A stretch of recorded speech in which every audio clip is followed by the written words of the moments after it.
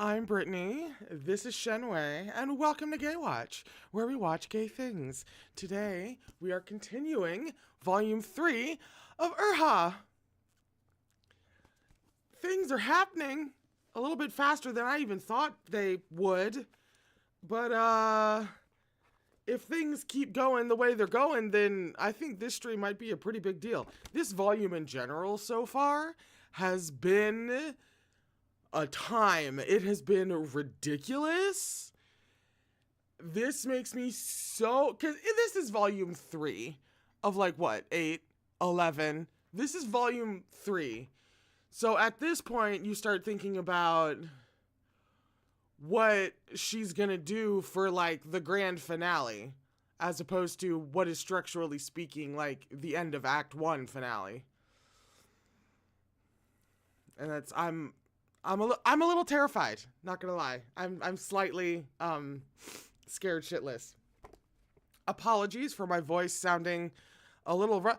I think it sounds a little bit deeper, not necessarily rough, but you can probably tell that there's a little something different about it. I am trying desperately not to get fully sick. Again, my throat is on the edge. It's like not great, but it could come back. It could come back, who knows? If it does get worse after today, I will likely have to cancel Thursday's stream, just to try to cut it off at the pass. But for today, we should be fine. I have just taken all the cold medication known to man, so I should be good for the next couple of hours. We are on page 175 for chapter 103. We usually read for about a couple of hours. We take a break somewhere around in the middle. There are a lot of content warnings that come associated with this series, and at this point, I wouldn't be surprised if someone in the chat just generally came armed with a link to said content warnings, because they are numerous, and this is an extremely dark series. So if that sounds like something that you might need a content warning for, you almost certainly need a content warning for it. Have I remembered to put the link in the description? Absolutely not. One of these days, it will actually occur to me. Like, I could make another note. How would it really make a difference, though, to the ADHD? These are the questions. But no, please, take care of yourself and check out the content warnings if you even remotely get the vibe that you need to. So, this chapter is called Shizun, I'm Coming to Find You. On one hand, I think I mentioned this in the previous stream. On one hand, I want the reunion as soon as possible, right? But on the other hand, I want them to wait a little bit and make me really, like, claw at the walls and chew at my enclosure before they give it to me. Not that this series is predictable in any way, shape, or form. So they might be building to this and then subvert it entirely. But I suppose to say, either way, I'm going to be happy. And at this point, I'm just waiting at any given moment for the shoe to drop about Shimei. The one that we're all excessively paranoid about. And I'm going to laugh so hard if, like, he's fine. If it's red herring, it was somebody else. That's going to be peak comedy. Is that hair or a line? Oh, no, sorry, that's a line on a different page. This is the problem with being ADHD. Anyway, chapter 103. So it was like that. His disciple. Moran had never imagined that this exalted monk, someone practically indifferentiable betwixt human and ghost, was Chu Waning's teacher. For a moment he found himself unable to speak. It was Shimei who reacted first, bending his head at once in a formal rite of respect. I was unaware that the great master was thus related to our late master, he said in a deferential tone. This humble one offers... Oh, I got this right the first time. Huaizui? Hazui Shizun. His sincere greetings. There's no need to call me Shizun. Master Now that I got used to saying it with the more J sound, I'm going to have to relearn the Z sound. Huaizui. It'll happen. Master Huaizui replied. Chu Wanning was expelled from the sect by this humble monk long ago. Oh, Shimei's eyes widened slightly in surprise. I see. He was prudent by nature. Though he was curious, he understood from the faint wistfulness in Master Huaizui's expression that the monk had no wish to speak of it, and so asked no further. He's just so polite, Shimei. Just so polite. He would never do anything to anyone ever. But Mo-Run's thoughts were elsewhere. He pressed urgently, feeling as though his still beating heart was being broiled in his chest.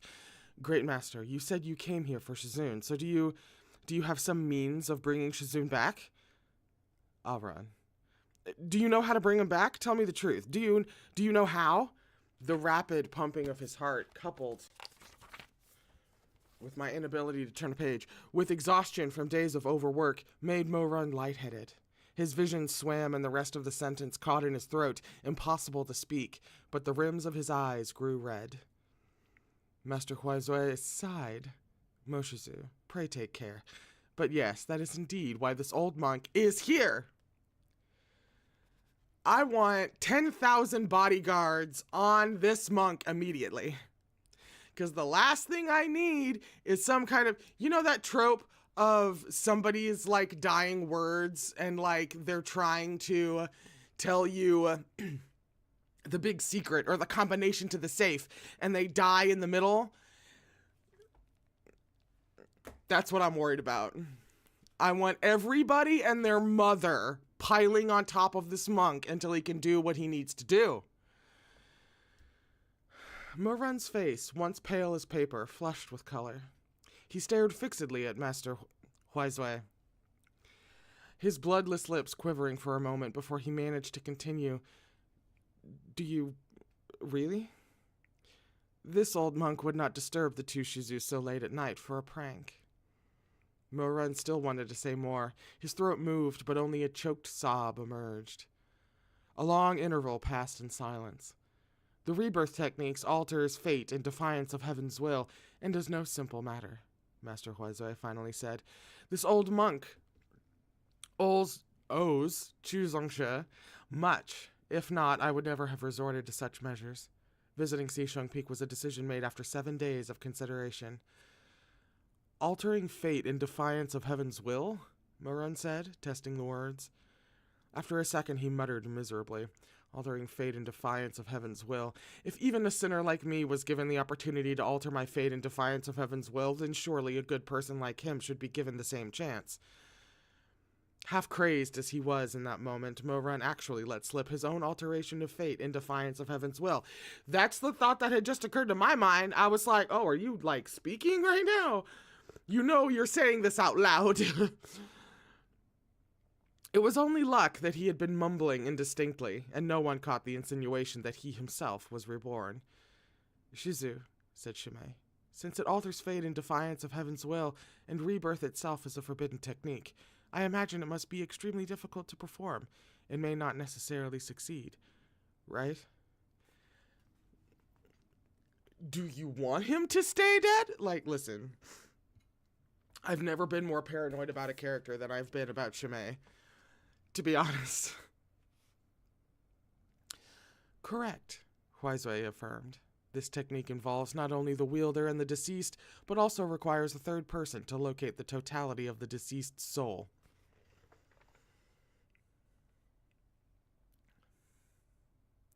I wonder who that could be. The journey to rebirth is rife with hardships, and the slightest mistake could result in eternal damnation and complete shattering of the soul. No pressure. Shimei fell silent. For that reason, this old monk need not disturb anyone else, and came only to ask Chu Zongshe's 3 disciples if he would be willing to tread fire and flood and pass through untold dangers for him. If you are not willing, then even if this old monk opens the gate of rebirth, Chu Wanning will not be able to return. Please give me this whole thing playing out. I want a whole thing of them having to go in and get Orpheus me. Give me Orpheus and Eurydice, damn it. I want the full thing. Please, please. This is a polite request from me to Meat Bun. Mo Run had guessed most of this even before Huaizui's explanation. The reason the 3 forbidden techniques were forbidden was that, unlike ordinary magic, they required certain sacrifices and involved certain dangers. In the last lifetime, he had been willing to give his life for Shimei. In this one, he had already decided that, in order to repay his debt to Chu Wanning, he would again not hesitate. Mo Run wasn't heartless. It was just that, in the last lifetime, he had never been willing to give Chu Wanning even the tiniest piece of his heart.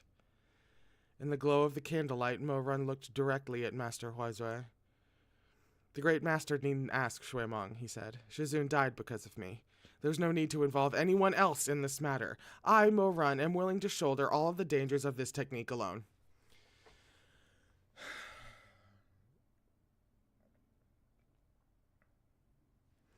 This monk better smack this boy upside the head, you know what I'm saying? I'll run, Shimei muttered, then turned to ask Huaizui, Shizu's words are sobering indeed. What will the actual trial be like? Although Mo Shizu is willing to undertake the dangers himself, Huaizui said, for the first step of this technique, the more people there are willing to take the risk, the more likely it is to succeed. Kind of sounds like a Matt Mercer's resurrection rituals in D&D. Because normally it's like a character dies in Dungeons & Dragons, you have a resurrection spell, you cast it, they come up. But Matt Mercer turns it into like a ritual with a series of rolls, and there's like a failure possibility that even when you try to resurrect a character, it may not entirely work. This is like that, because I'm a nerd. And that's immediately what I think of. I compare most things to Dungeons & Dragons. And it's entirely Matt Mercer's fault, actually, so this is fitting. So let's wait for Shui Shizu to get here, and then I will explain to all 3 of you. This old monk already asked someone to calm him when I first arrived. He paused, then smiled at Shimei. On a separate note, please remember not to refer to this old monk as Shizu. As I mentioned earlier, this old monk no longer holds the position of Chu Zongshe's Shizun. Now that Mo Run had calmed down somewhat, he had to ask, why did the great master expel our Shizun from the sect? Shimei was flabbergasted. Run. No matter. It's not some unspeakable thing, Huaizui sighed. In this humble monk's youth, he once received the care of a benefactor. However, my benefactor was ill-fated and lost his life protecting others in a great calamity. It has been 100 years hence, but the thought of it still makes this humble monk uneasy. Thus, the most important rule of our sect has always been that its disciples must focus solely on cultivation, and, until and unless they reach enlightenment, are forbidden from setting foot in the outside world or meddling in matters thereof, so as to safeguard their own lives. Wait. Could someone remind me of how long ago Mr. Rip his own heart out so others may live, the other, Chu Wanning, was that about 100 years ago? Is this a direct reference to his benefactor, or am I just making a rather silly and misinformed leap of logic? No, that's what we're picking up. Oh, it was 200 years ago. Thank you. All right, and who he's talking about was 100 years ago. All right, that's a little close for comfort, in my opinion, but 100 years hence. All right, my entire nervous system just shut down at the thought. Mo Run considered it for a moment, then said, Shizun couldn't do it. Indeed. There was a bitter twist to Huaizui's smile. That little disciple of mine had a temperament much like my benefactor's. He grew up in the temple, and though he had little in the way of experience, he possessed skill and talent in abundance. By all rights, he ought to have cultivated into ascension without incident. But the year he came of age, he happened to be at the foot of the mountain collecting ores, and came upon a group of fleeing refugees. Why does that sound familiar? Hang on. By all rights, he ought to have cultivated into ascension without incident, but the year he came of age, he happened to be at the foot of the mountain collecting ores and came upon a group of fleeing refugees. I think my brain's just trying to make a connection where there is none. Shimei sighed. Shizun definitely wouldn't just stand by and watch. Sorry, given the fact that we just learned definitively that Shizun would never stand by and watch, I find that to be a particularly load-bearing line of dialogue. Huizui nodded. Not only did he not stand by, after he escorted the refugees to safety and made arrangements for them, he left the mountain without permission to see for himself how people lived within the lower cultivation realm. Morun and Shimei lapsed into silence. Xishang Peak had been only recently established back then, and the situation in the lower cultivation realm had been far more chaotic than now. What Chu Wanning had seen there went without saying. When he returned, he told me that he wanted to put his cultivation training on hold so he could go down among the people to help the injured and save lives. Did you agree? Shimei asked. No. Shimei fell quiet. He was only 15 then, with a pure, simple nature and a hot temper. It would have been far too easy for some malefactor to deceive him. How could I possibly allow him to go out on his own? Besides, his cultivation was high, but his constitution was poor, and all kinds of dangers and dangerous characters lurk in the world. As his master, this humble monk truly could not help but worry. But he didn't listen to you in the end, Morun guessed. No, he didn't. We had a heated argument about it. He said, how can Shizun just sit there all day with his eyes closed, trying to ascend while the common people suffer before our eyes? Get you a man! Get you a goddamn man. Oh, Shimei exclaimed in surprise. Such words directed at Huizui would have been extremely harsh no matter who said them. But for them to come from Chu Wanning, his own disciple at the time, was shockingly improper. Huizui's expression was placid, but a hint of melancholy colored his features. This humble monk's control over his emotions was yet lacking back then. And in a fit of anger, this humble monk said to his disciple, you can't even save yourself. How can you save others? And he was 15 at the time? Well, gee. I sure hope that sentiment didn't imprint on his adolescent soul or anything. The entire hall fell silent at these words, because they came not from Huizui, but in a whisper, from Morun. Upon suddenly hearing him speak the same words as Chu Wanning back then, Master Huizui gazed quietly at the young man before him, his eyes glinting in the candlelight. After a long interval, he heaved a deep sigh. Is that what he's been teaching you? Huizui sighed again. He really never changed at all. Ever that unwavering conviction in his path. Huizui's mind was a mess. Morun's wasn't much better.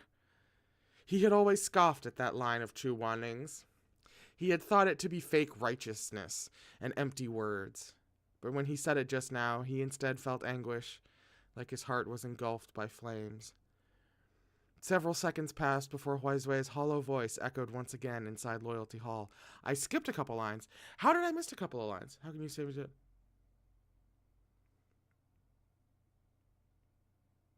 Oh! God, no, I did! My brain saw the same line twice in rapid succession and immediately jumped down to... That was silly. So for a quick recap, this humble monk said to his disciple, you can't even save yourself, how can you save others? And what did Shizun say? Shimei asked. If you don't know how to save others, how can you save yourself? Is the full quote that we're working with, in case you hadn't realized the peak devastation of that.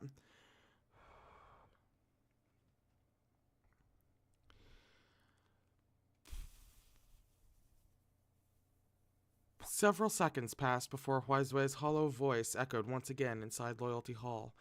It shames me to admit it, but I lost my temper that day. I told him that if he insisted on being stubborn, if he took one step outside the temple gates, then we would be master and disciple no more.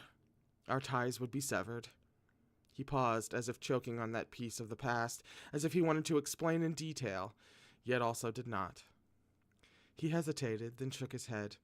As I'm sure you've guessed, Chu Wanning ultimately chose to cut ties and leave. It's been many years since that day. He and I sought different things, so though we both walked this mortal world, our paths have never since crossed. That's not Shumei began. That's not the great master's fault. Right and wrong, Huizui replied. Truth and falsehood, these things are not so easily grasped. But Chu Wanning was once my disciple, and since I heard that he died in that bloody battle, this humble monk has found no peace. Thus I have come here to do what I can, try our luck, see if we can bring back Chu Zongshe. At that moment, the hall's vermilion-painted doors were flung open. Shui Meng stood in the doorway. When he'd arrived, no one knew, but he had clearly overheard the part that mattered. He had only been told that Master Huizui was here, not what the old monk came for, so he'd taken his time getting here, sipping dejectedly at his bowl of herbal medicine as he walked. Now, after hearing Huizui's proposal, the bowl lay shattered in pieces on the floor, and the hot medicinal brew had splattered all over him. But the son of the phoenix seemed not to feel the burn at all as he cried, Bring back! Bring back! Shizun can come back?" He stumbled into the room at a run and unceremoniously grabbed onto Huizui. "You bald donkey! What did you just say? Is this some kind of joke?" That is a rather hilarious footnote. Bald donkey is a derogatory epithet used to describe Buddhist monks. It stems from the stereotypical image of a bald monk riding a donkey while begging for alms. No, yeah, now that you say that, there is a whole monk donkey thing. Yeah.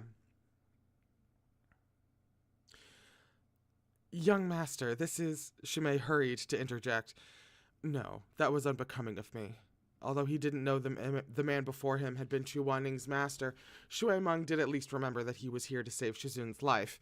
He swiftly let go. "Great master, as long as you can bring Shizun back. If you ever need anything in the future, I, Shui Meng, will go through hell and high water, risk life and limb for you. Just please say it's no jest. Get you a disciple. Shui Shizu." Shui Shizu? Because there's a ZH there. Huizui said, "There's no need for all that. This humble monk came calling at this late hour specifically for your Shizun."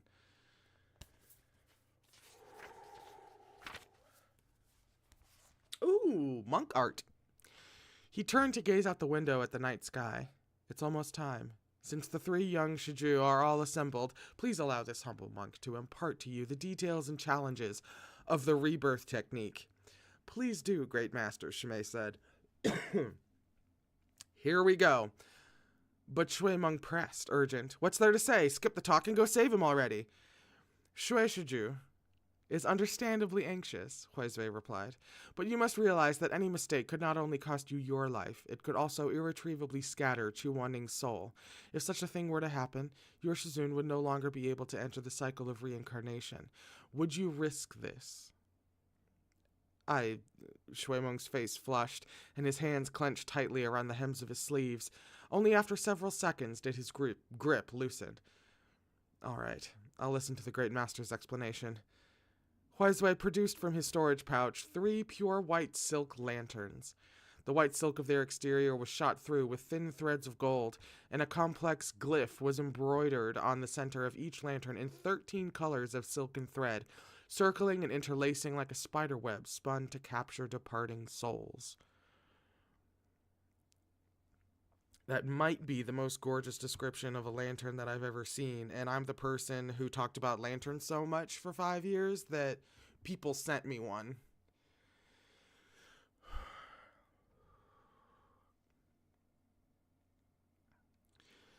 These, pardon me, these are soul-calling lanterns. Master Huizui distributed the 3 lanterns, one to each of them. Take these and attend carefully to what this humble monk will say next. Mo-Run took a lantern gingerly in his hands. Every living person has 3 ethereal souls and 7 corporeal spirits. That comes with a footnote. Hun could be Hun. Hun and Po are 2 types of souls in Chinese philosophy and religion. Hun are immortal souls which leave the body after death. Po are corporeal spirits which remain with the body of the deceased. Each soul governs different aspects of a person's being, from consciousness and memory to physical function and sensation. Gotcha. The three ethereal souls are the earth soul, the cognizant soul, and the human soul. Hang on, we're going to get the monk art done before I have to turn the page. Oh, that's beautiful. You can see the little, like, embellishment, leafy looking details along the lanterns.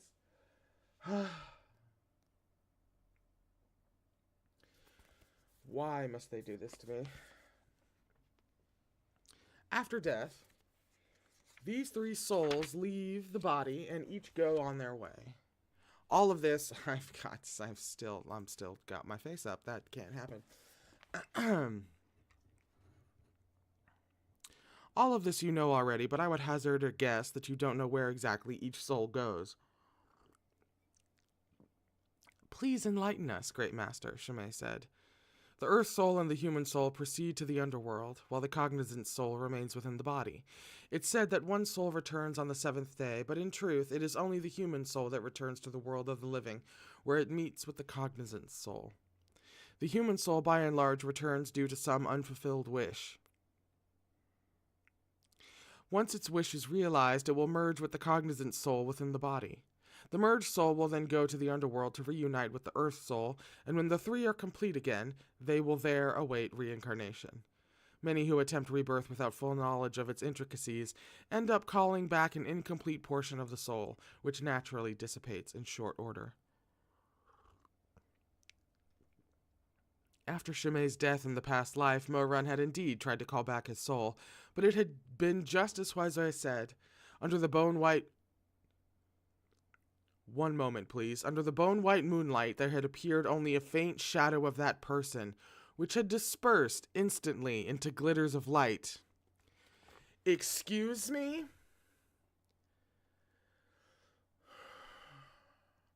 We're just casually dropping into the conversation that Mo-Run tried to bring Shimei back, and it didn't work the way that he had wanted it to.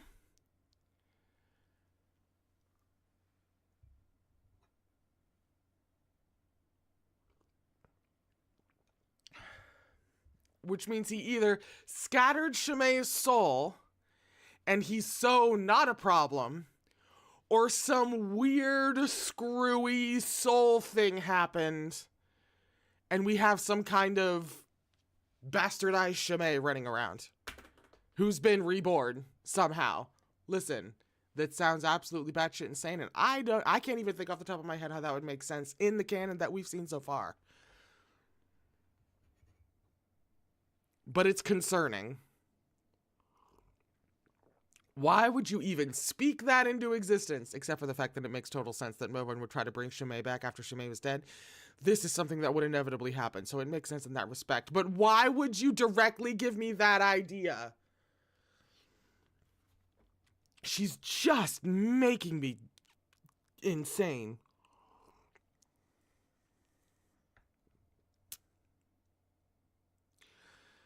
So that's how it is, Mo-Run muttered. Chu Wanning's cognizant soul yet remains in his body, Huizui continued. That one you needn't worry about. Our success hinges on finding his human soul and his earth soul. How do we find them? Shuimeng asked hastily. By using the soul-calling lantern, Huizui answered.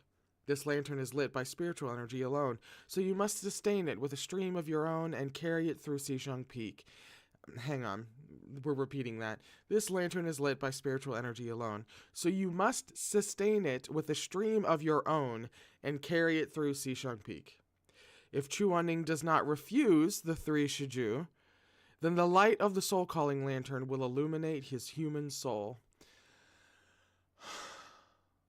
This is so Orpheus. At these words, Mo-Run's heart sank. Then what if Shizun doesn't want to see us? What if Orpheus turns around? You know what I'm saying? That's the first challenge, said Huizui. And the reason our chance of success is greater if more people are willing to look for him. I must caution you that if Chu Wanning has no lingering attachment to this world and has already decided to pass on, then the soul-calling lantern will be unable to illuminate him. So we're fine then. So then we have no reason to worry.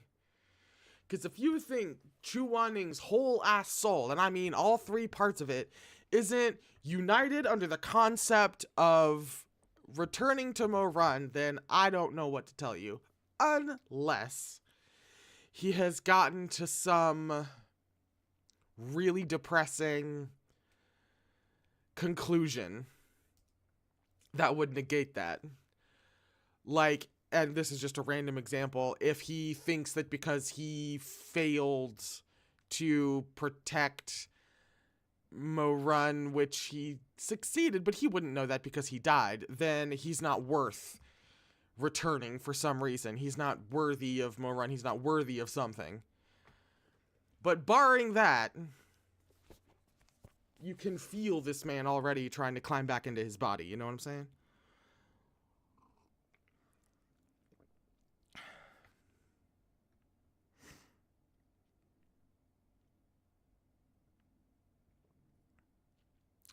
As you can see, for the rebirth technique to work, everything, time, place, and people, must align perfectly. If the deceased retains no attachment to any of those who search for him and is unwilling to return to the world of the living, then no one can compel him to return.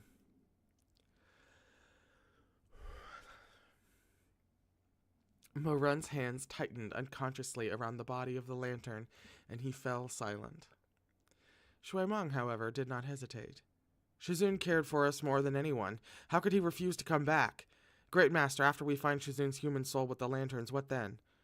Once you find the human soul, you must travel to a certain place. Where? Shui Meng asked. The underworld, Orpheus. All three of them were shocked. They hadn't anticipated actually descending to the underworld in person. Shimei let out a soft ah, then lowered his graceful lashes slightly and asked in a quiet voice, how could a living person go into hell? I have my ways. Shizun need not concern himself with the how. That's ominous, Huizui. Huizui leveled him with a measured gaze and continued, but of the three of you, no matter who finds Chu Wanning's human soul first, you must wholeheartedly wish for him to return to the living world and be unreservedly willing to go to the heavens above and the underworld below for his sake. If you lack strength of conviction, then Chu Wanning's soul will scatter midway and may never be gathered again.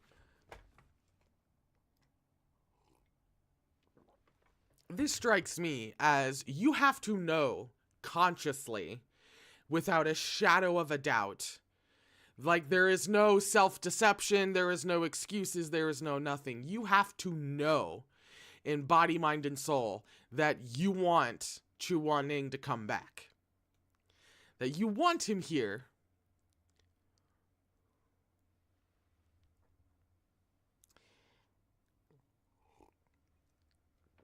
Mo Run's gonna have to get cool with a couple things real quick. That's, Shimei started, but Shui Meng spoke first. The depth of the affection and regard I hold for Shizun is beyond measure. Even if I must go to the infinite hells to find him, I'd have no complaints. Yeah, he's the point on this disciple triangle who has no hang-ups at all about how he feels about his Shizun. Shimei's a little bit of a question mark in exactly what he feels for his Shizun. But then Mo Run is only just starting to untangle the rat's nest. Shizun died because of me. Mo Run lifted his eyes. After a short pause, he too agreed. I owe him far too much. I also have no complaints. I owe him far too much. That's the only reason. There's no other reason. Good, said Huizui. Then listen well. Once one of you finds Chu Waning's human soul, the others will no longer be able to see him. Whoever finds him must be sure to keep the soul-calling lantern lit all the way until daybreak, and to keep his soul within its light. Doesn't sound too difficult, Shuimeng observed. It's difficult, Huaizui said. Once the three souls split, it is common for each to be missing something. It could be hearing, cognition, or memories. Simply put, if you're unlucky, the Shizun you meet may not be willing to listen to you, and you'll have to figure out some way to win him over.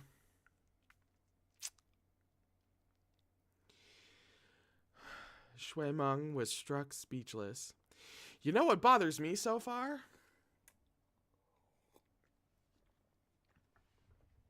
Huaizui was literally, to reference Donnie Darko, like, you have to be committed to Sparkle Motion.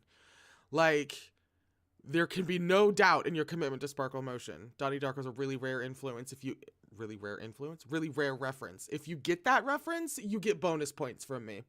Anyway, he's all like, yeah, you have to be, like, super committed. And Shuimeng's like, oh, I'm totally committed. I always love Shizun. I'll do whatever for him. That's fine. And then Mo-Run's best way to verbalize it right now is, I owe him too much. I have no qualms about I want to go get him. You know who we didn't hear from? Shimei, mysteriously silent.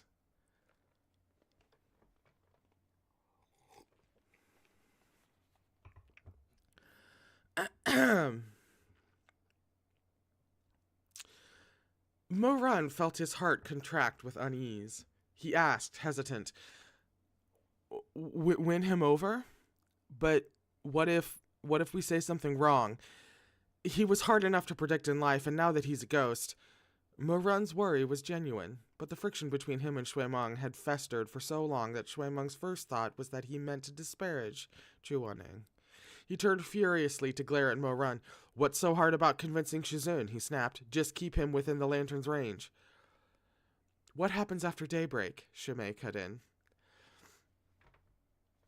All these questions from Shimei. Shimei keeps, he's actively participating in this conversation, but we just so happen to not hear about why he... I'm okay. After daybreak, Chu Wanning's human soul will drift into the soul-calling lantern. This humble monk will wait by the bridge with a bamboo raft. Xishang Peak is situated at the entrance to the Ghost Realm, and the waters beneath Naihe Bridge flow directly into the Yellow Springs. That's a footnote. Huangquan, the underworld. Yeah, is what Yellow Springs is, yeah. This raft will ferry whoever locates the soul fragment into the Ghost Realm. You can go to the Ghost Realm on a bamboo raft? Shuimeng asked. Only one person can go? Shimei questioned right behind him. The others can't help? They cannot. Whoever finds Chu Wanning's human soul must go alone into the Ghost Realm to seek his Earth soul as well. If that person should give up halfway or have second thoughts, then Chu Wanning's human soul will be devoured by the soul-calling lantern, and you'll never see Eurydice again. The real ending to that sentence is never to reincarnate. Shuimeng started. He whipped his head around to Mo-Run and said, You sit this one out. I don't trust you. Mo-Run kept his silence and weathered his cousin's doubts without protest. Shimei did his best to keep the peace. Young master, he said, Run isn't the type to back out like that, so what if he's not? Shuimeng snapped. He got Shizun killed once already. Why should I believe he won't do it a second time? He's a goddamn scourge. We understand your emotions, but hey. The great master is still here, Shimei reminded him quietly. How can you say that? Why shouldn't I say it? Am I wrong? How many times has Shizun gotten hurt because of him? Anytime he's around, there's trouble. The rims of Shuimeng's eyes grew red and his lips quivered as he spoke. He trembled all over, then suddenly lost control and reached out to wrest the soul-calling lantern from Mo-Run's hands. Give me the lantern. Don't bring Shizun any more misfortune. Mo-Run had no reply. Give it to me, Shuimeng swore at him. Mo-Run did not argue. For the first time in his life, he felt Shuimeng was right. Be it in front of the ghost mistress of ceremonies or at the bottom of Jincheng Lake, which of Chu Wanning's injuries couldn't be laid at his feet? How many scars did Chu Wanning carry because of him? A scourge. He wasn't wrong. But even so, even knowing he had treated his Shizun disgracefully, even knowing he wasn't worthy to beg him to return from the underworld, he still didn't want to let that soul-calling lantern go. He held tightly, stubbornly, to that pale white lantern as Shui Meng cursed and tore at him. Even as bloody scratches appeared on the backs of his hands, he remained still, his head bowed. When Shui Meng, breathing harshly, finally loosened his grip, it was to say with reddened eyes, "Moe you, how much longer do you intend to hurt him?"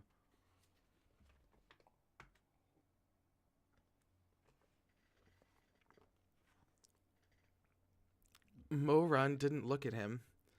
He stared down at that empty lantern in silence. Just as the silence stretched so long it seemed he wasn't going to respond at all, he suddenly said, quiet, "I want to bring him home."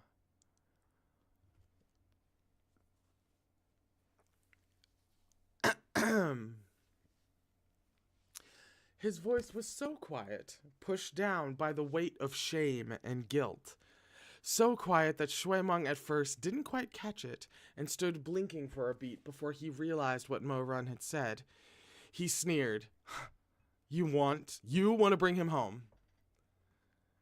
Mo Run closed his eyes without a word. Shui Meng spat at him, every syllable torn to shreds between his teeth. "Have you no shame?"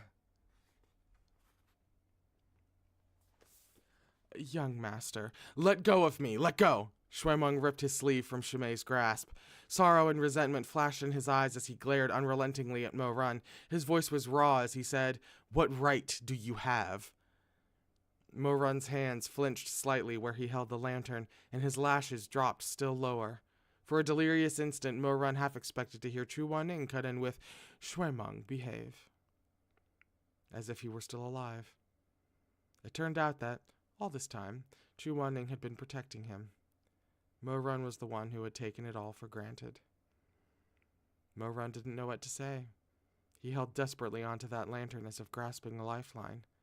Head still bowed, he repeated, "I want to bring him home." "Is that all you know how to say? That's enough," Shui Shiju. Master Huizue finally couldn't bear to watch any longer. He sighed. "Since Mo Shiju wishes to go, we should let him. If something really does go awry, we can correct course then. But as of now, all is yet uncertain. There is no need for Shui Shiju to be so antagonistic." Yeah, but that's like his whole thing. Shui Meng's expression was dark. He had more... Woo! My brain could not make sense of that sentence. Shui Meng's expression was dark. He had more he wanted to say, but restrained himself out of consideration for Huizue. Yet it wasn't long before his restraint slipped again, and he growled out, "If anything happens to Shizun, I'll personally lay your corpse at his grave." I think if anything happens to Shizun, Mo Run will do that anyway. Huizue sighed again. "Please settle your grievances some other day. There isn't much time left. Right now, our priority is to find the human soul." "Please begin, Great Master," said Mo Run. "The soul-calling lanterns have already been enchanted." Seeing Mo Run immediately move to light the lantern with spiritual energy, Huizue raised a hand to stop him. "Shiju, a moment." "Is there still something else?" Shui Meng pressed impatiently. "This humble monk wants to be perfectly clear. If one of you should find Chu Wanning's human soul, you cannot back out of the journey to the underworld. This humble monk will cast a protection spell on you, but it is still horribly dangerous for a living person to enter the land of the dead. One careless move, and you may not return alive."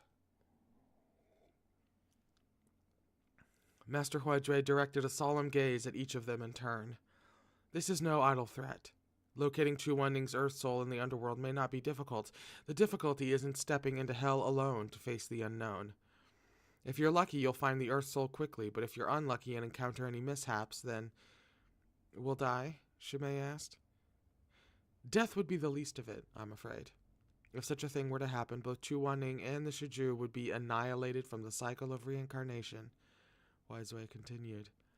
"That's why, if there's any kernel of doubt in your heart, I recommend you return your lantern. No one in this world is obligated to die for the sake of another. There's no shame in valuing your own life. If you are unsure, there's still time to turn back. I'm sure, Shuemeng exclaimed, the most zealous and hot-blooded of the trio. Whoever backs out is a spineless chicken, he added, and glared viciously at Mo-Run. Unhelpful, Shuemeng. Like, I love you, but that's not quite how it... You can't bully people into overwhelming certainty.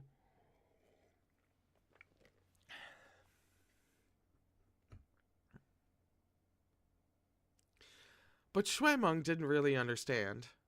Mo-Run after all. This cousin of his was nothing like him.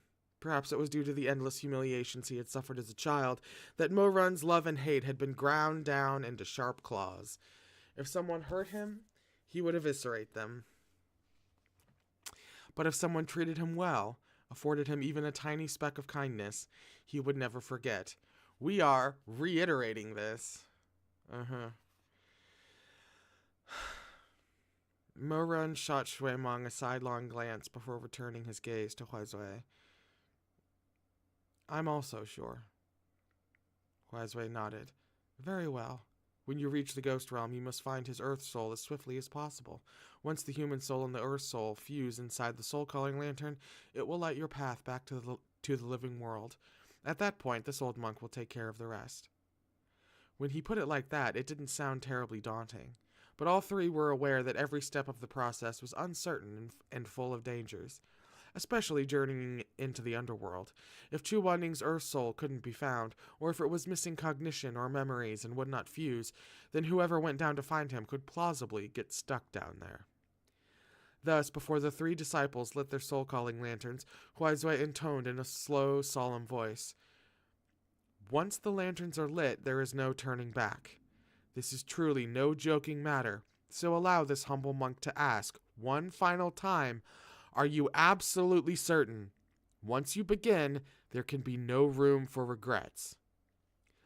The three answered as one. No regrets.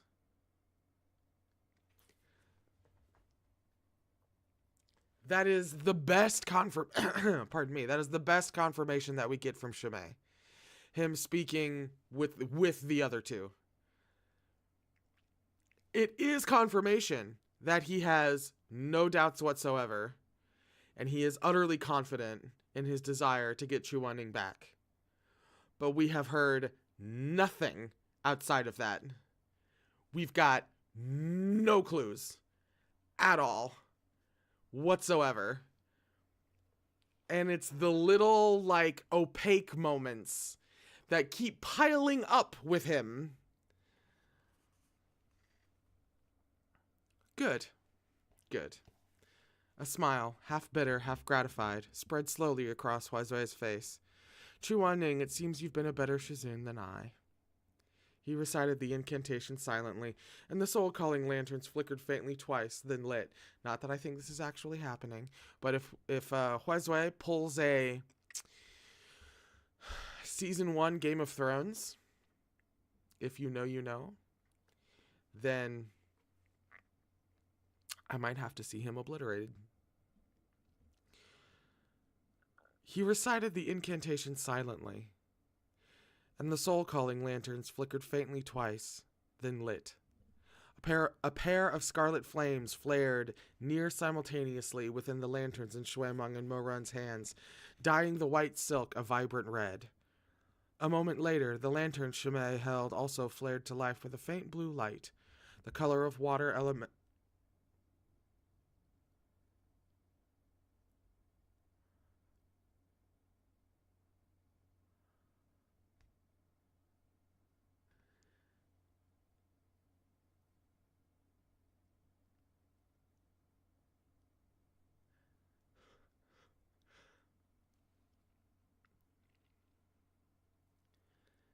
A moment later, the lantern Shimei held also flared to life with a faint blue light, the color of water elemental spiritual energy.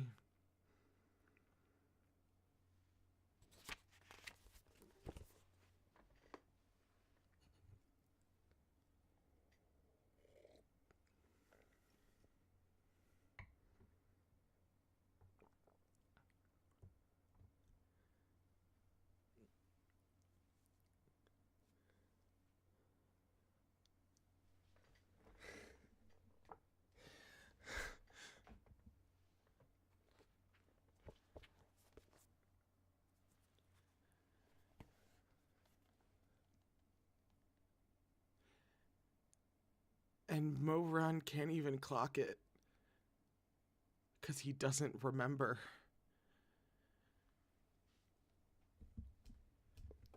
There's like a quarter of a page left. This should be easy. Oh, hang on. Go, Huizui said. Success or failure, return or no, all will be decided this eve. If we fail tonight, then... Huizui sighed. Mo-Run thought of the care True Wonding had shown him when he was alive and felt the dull, throbbing pain in his heart. He couldn't bear to hear the rest of that. There was a typo there. There was a word missing. He couldn't bear to hear the rest of Huizui's words. So he said, the great master need say no more.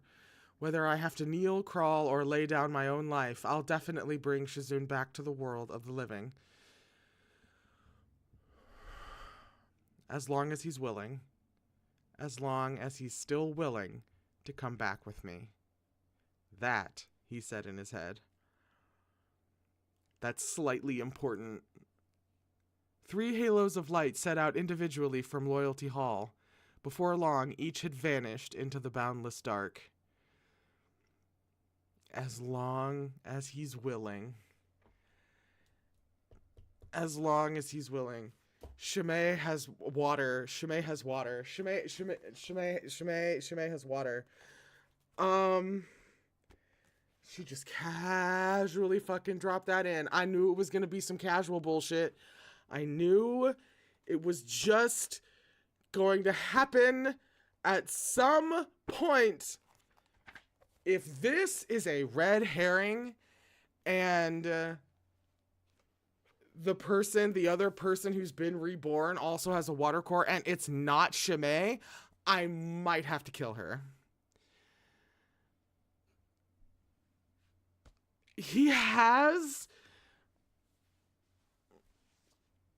water. He has water.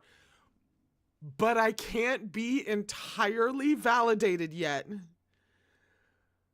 Like now, at least I know I'm not insane to suspect him. Because she wants me to suspect him. Like, I mean now, obviously. But like, all of this shit. She's wanted you to be a little about Shimei. But this is the validation that I needed. That I'm not entirely insane. That she wants me to think this way. Alright, I gotta take a break. I gotta... It's 4 right on the money. I've gotta collect myself. Because Shimei has water. A water core. A water cultiv... Oh, okay. Okay. Alright, so I'm gonna go pace around my house for a few minutes. And try to put... brain cell... No! Not the next chapter title! No! What? What is it? We're on page 193 for chapter 104, which is called Shizun's Wontons. I'm leaving. I'm going. I'm absolutely fucking leaving. I'm gone for a few minutes. Go pace, go grab something, go to the bathroom, go do something, and then come back in just a few minutes.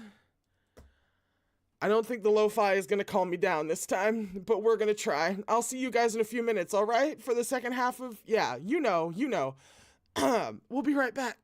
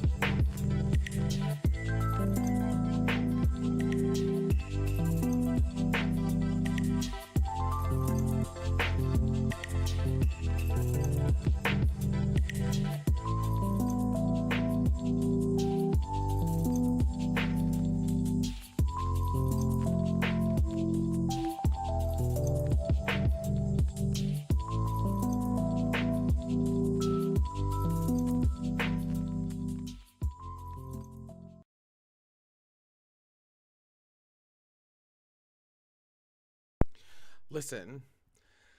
Listen. Listen. Okay? I'm furious. I'm so angry. She drops that right before we go into the underworld. That is some of the cruelest irony I've ever seen. She wants me at peak fucking stress. She wants me thinking about whoever the hell was also reborn as we go to do this, as we go into the underworld to try to make True Wanting back. Where everything hinges, for Mo Run, everything hinges on whether or not Chu Wanning is willing. I don't know what that means, but I don't like it. I can't. I'm so terrified. All right. everybody calm down. Everybody calm down. It's fine. This is going to be fine. This is going to be just a nice little milk run to the underworld. Real quick. Or he's not going to turn around. Orpheus isn't going to turn around this time. We're gonna bring Eurydice back. And it's going to be fine. I don't know why you're stressed. We're on page 193 for chapter 104, which is called Shizun's Wontons.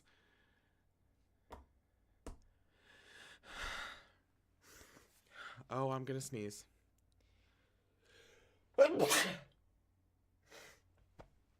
Ooh, pardon me. Better now than later, when I have a full meltdown.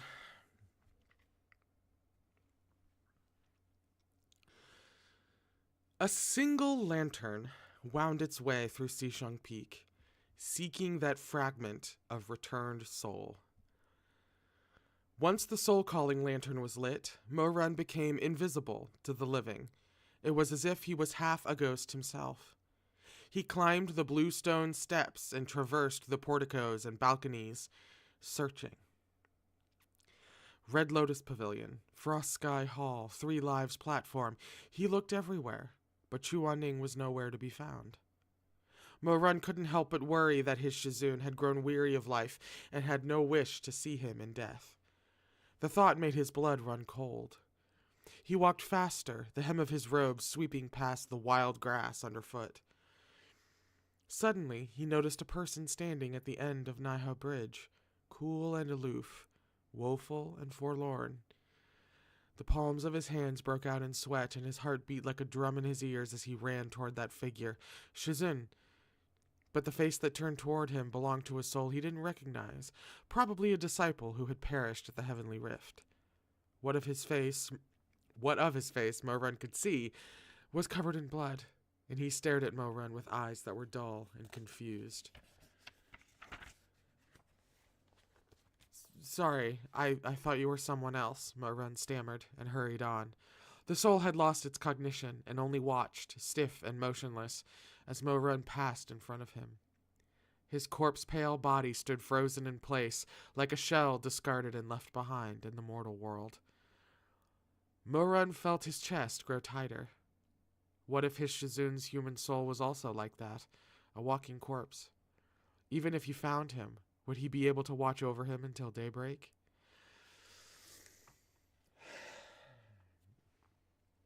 His heart beat a frenzied stampede as his feet moved faster and faster. Without knowing how he arrived, he looked up to find himself outside Mengpo Hall. Chuan-Ning didn't particularly care what he ate, so Mo-Run doubted his returned soul would come here of all places. He was about to turn and leave when, from within the hall, he heard a soft sigh. The voice was so quiet, but in Mo-Run's head it was like an explosion of thunder. He stumbled through the doors, and his hand shook uncontrollably as he lifted the soul-calling lantern. The light of that lantern was like a new-risen sun, warm yet mild, as it cast its glow on a white-robed figure. Mo-Run's knuckles turned white, and his nails dug into his palm. "Shizun," he murmured. That fragment of Chuan-Ning's soul stood alone, a solitary figure in the emptiness of the large kitchen. His silhouette was faintly washed out.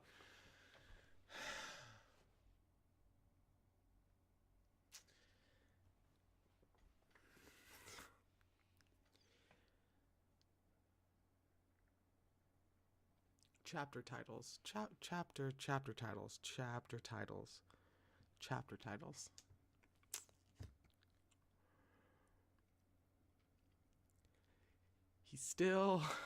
He's making, I can't say it. I have to say it because I'm reading this out loud, but I don't wanna, okay? This is what he's doing. Of course, this is what he's doing. Ooh, I might lose it. I may be rendered incoherent. This might...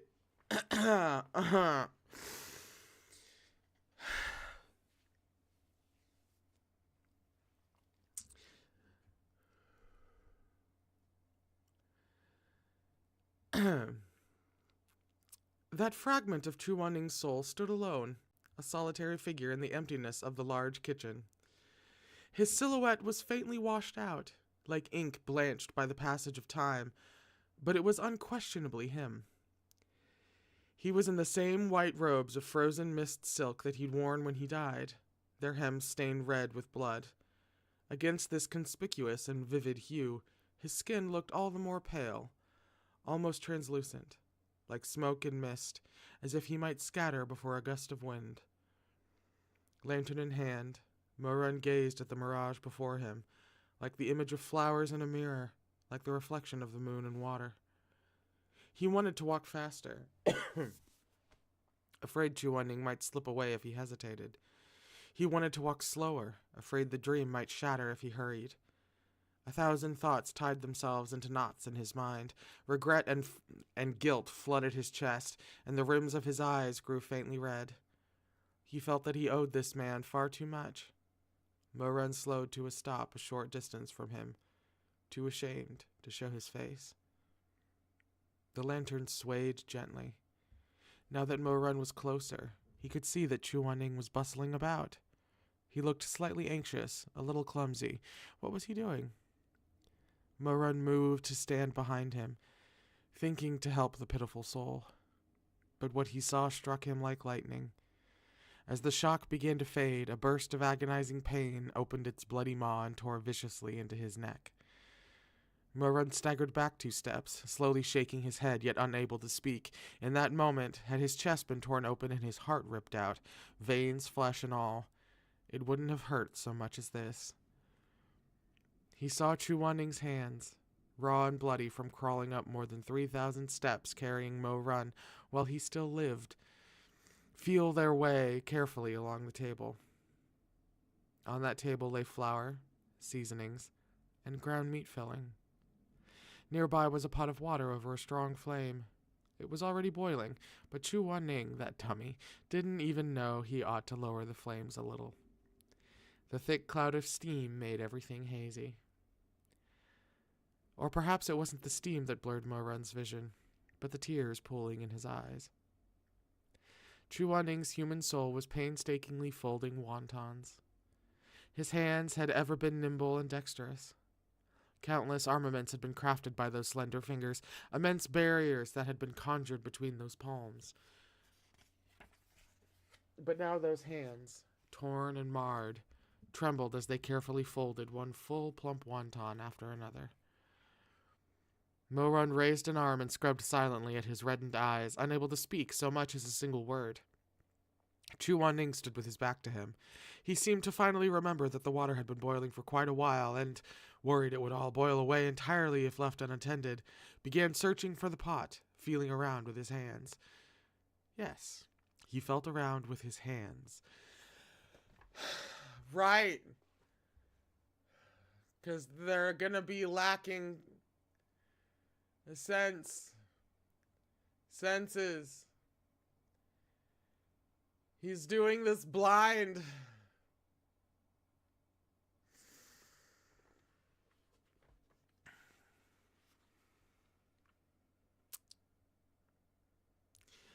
Mo-Run surfaced from the anguish he was drowning in and hurried to his Shizun's side.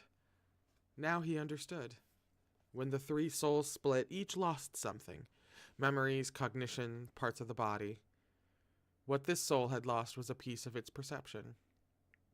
This fragment of Chuan-Ning's soul, returned from the underworld, could hardly see. His hearing seemed faulty as well. When he knocked something off the table, he couldn't quite tell where it landed. Even so, he toiled to make a bowl of ordinary, unremarkable wontons, as if this had been his favorite pastime in life, as if he found comfort in this haze of steam. Mo-Run felt his heart might burst from the pain. The world spun dizzily around him. For a moment he couldn't even think, but stood frozen in place as the scene unfolded before his eyes. There was a crash. This soul, with its diminished vision, could barely see the table in front of him, and had accidentally knocked over Mengpo Hall's salt jar as he searched. It seemed to startle him.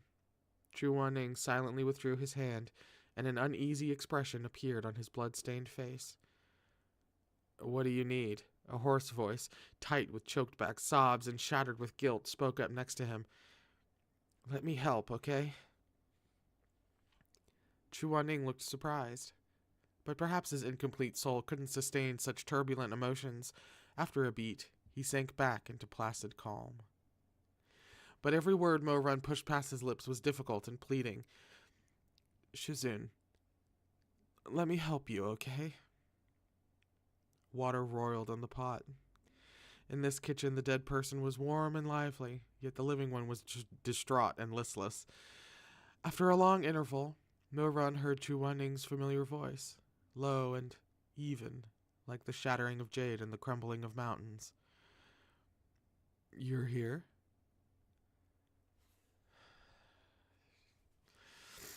A pause. Yes. Good. Just wait over there for a minute. When the wontons are done, take a bowl to Mo Run.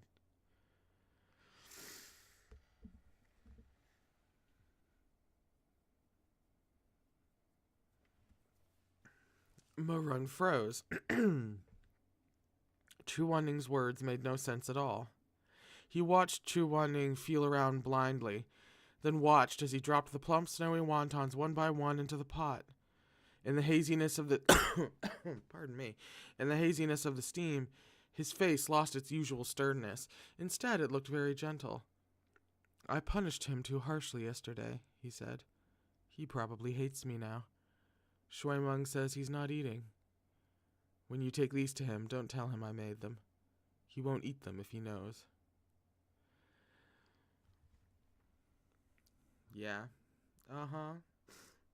At the core of his very soul, left in the underworld, he's just still trying to make it up to Mo Run.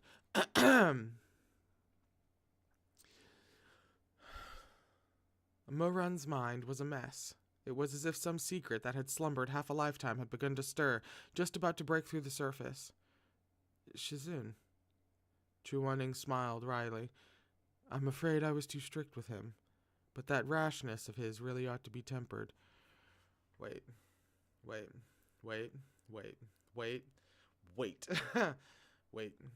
All right. Could this be, and I might be misremembering again, but could this be something that Mo Run didn't know about that goes all the way back to the flower and the punishment for the flower? And this is what Chu Wanning is doing? He kind of secretly made him wontons? In addition to the other time that we've seen Shizun made wontons, yeah, but like this is just what he does, and he did it back then? Is that crazy? Yeah! No! I'm right. I love being right. It's a great experience.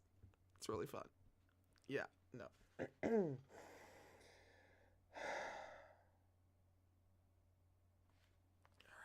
All right. I very solidly do not like her at this point.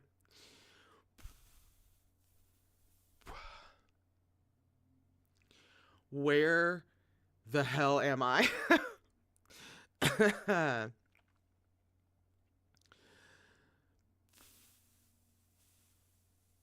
But that rashness of his really ought to be tempered. Well, never mind. Fetch me a bowl for me. A thick one if you can. It's cold outside. We'll want to keep the food warm. Just about to break through. It was just about to break. Mo Run seemed to hear the distant sound of something shattering. A memory finally clawed through its shell, screeching like a ghost as it burst forth and hurtled toward him. Everything went dark.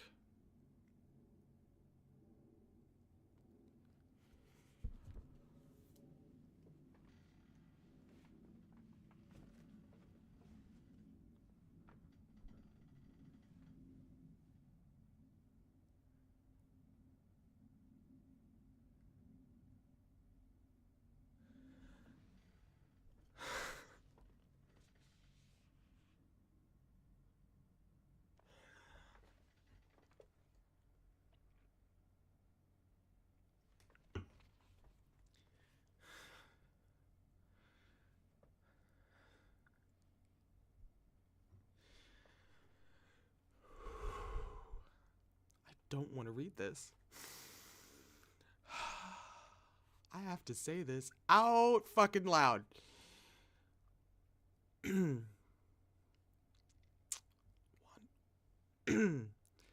Wontons. Shimei. Shizun. This was the first time he'd had Shimei's wontons. That day, he had mistakenly plucked Madame Wang's precious flower and been punished by Chu Wanning. Tian Wen had whipped him bloody and reduced his heart to ash. Mo Run had lain in bed, brooding and refusing to rise. He had plucked the flower because he wanted to give it to his Shizun, but had instead been rewarded with a round of merciless lashing. He thought he must have been blind to take a liking to Chu Wanning, that his heart must have been covered in lard to think that Chu Wanning was gentle, or that Chu Wanning cared about him. That day, Shimei had come to his room holding a bowl of steamy wontons and chili oil. That soft voice, that gentle tone, and that warm bowl of wontons had turned all Moran's disappointment in his Shizun into fondness for Shimei.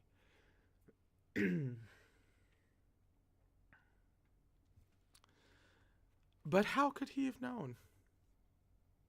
How could he have known?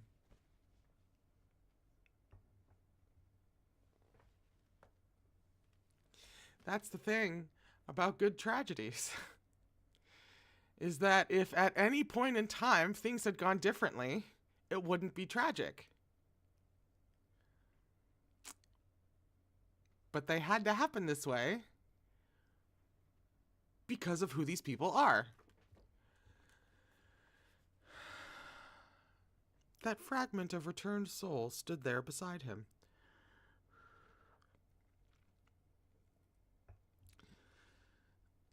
Every human soul was different when it returned. Some were like Lo Shen Shen, coming back to see what transpired after their death. Others were like the person at Naiha Bridge, senselessly wandering their former home, free of lingering cares or worries. Chu Wanning's human soul had lost its sight, couldn't tell one voice from another, didn't even know what day it was. He'd likely returned to the world of the living because he believed he'd done something wrong, had made a mistake, and felt bad about it, wanted to make up for it. The heck did I say like 5 minutes ago? And so, in the end, Chu Wanning made a decision different from the one he'd made in life. Don't.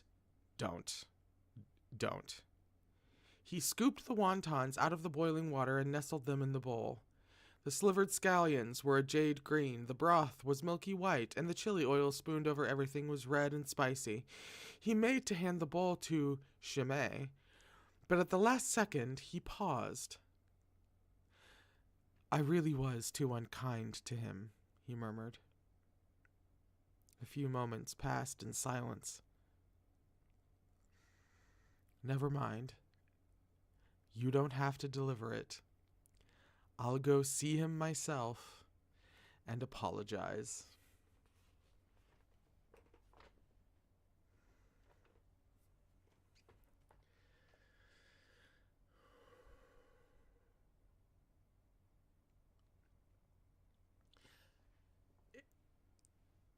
It occurs to me that dumb could have two meanings. On one hand, there's dumb, as in not terribly bright, and there are certainly a couple of areas, especially early on in this series, where Mo Run wasn't terribly smart about knowing what the heck he was feeling, right? He was very dumb about his emotions. And there were like a couple other areas in which he just wasn't the brightest. It's not like he was dumb, that whole thing. But it could also be an ignorance thing. Like he's the dumb husky because he just doesn't know. He just doesn't know.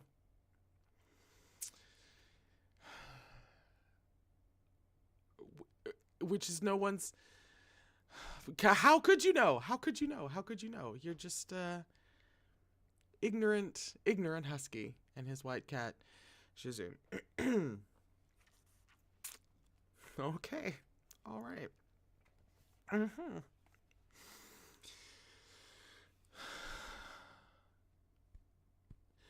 Moran stared blankly, his face ghostly pale. He had always believed his Shizun too cold, cold like iron, so cold it froze his heart to ice. How could he have guessed that Chu Wanning was actually so kind to him? That Chu Wanning's lingering regret in the living world was him, even when he didn't live to see Moran turn into a tyrant. Still his one regret.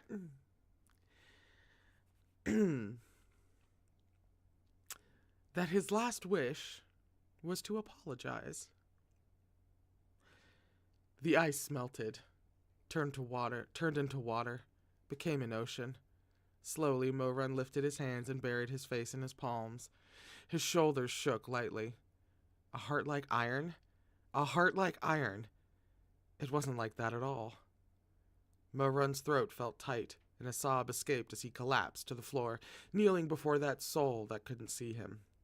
The soul-calling lantern sat on the ground by his feet as he let out a broken wail, screaming himself hoarse as if he might cry blood. Finally, unable to contain it any longer, he bawled, loud and miserable. He knelt before Chu Wanning. It wasn't like that at all. He groveled in the dust, clutching at the hems of Chu Wanning's blood-stained robes. It wasn't that your heart was cold and hard as iron. It wasn't that I was unyielding and immovable as stone. It was just that I misjudged you. I misunderstood you completely. It was just that. Shizun. He wept, curled up on the floor. I'm sorry. I was wrong. Please come back with me. Shizun, please come back with me. I was wrong. It was my fault. I don't blame you. I don't hate you. It was all my fault. Always making you angry. Next time, if you hit me or scold me, I swear I won't fight back. Shizun, if you just come back, I'll listen to everything you say. I'll respect you. I'll cherish you. I'll treat you right.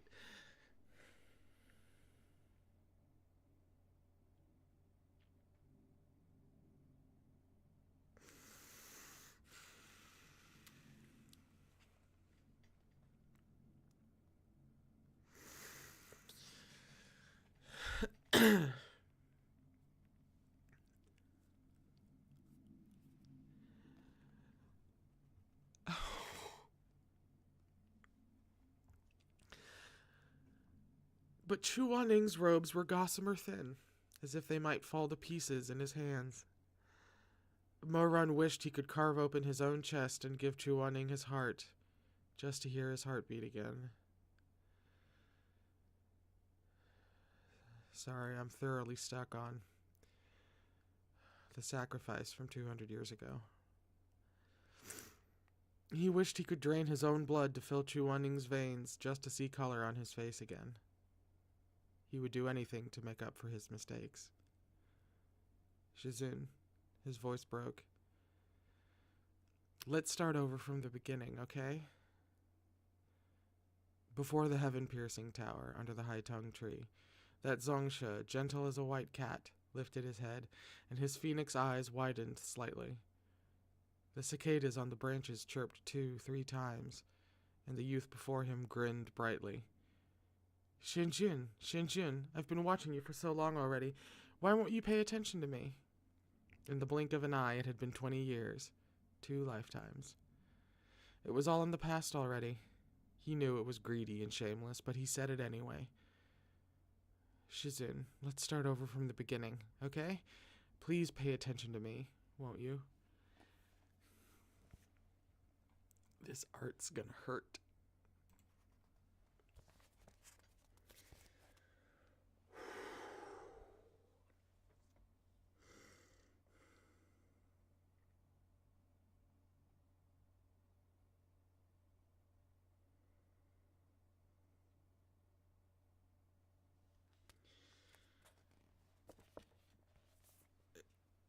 Shit.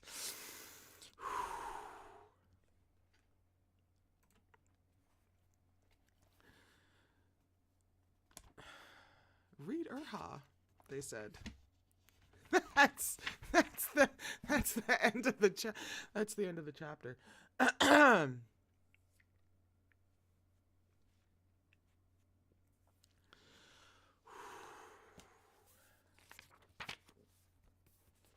Read Erha, they said. Read Erha, they said. You should read Erha.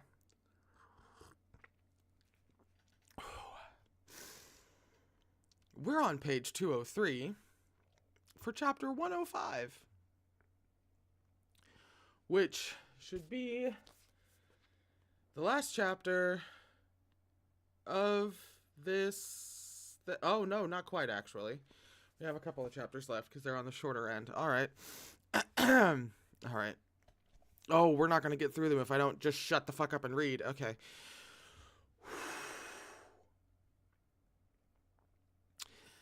Did I even say the chapter title? We're on page 203 for chapter 105, which is called Shizun's Human Soul, by the way.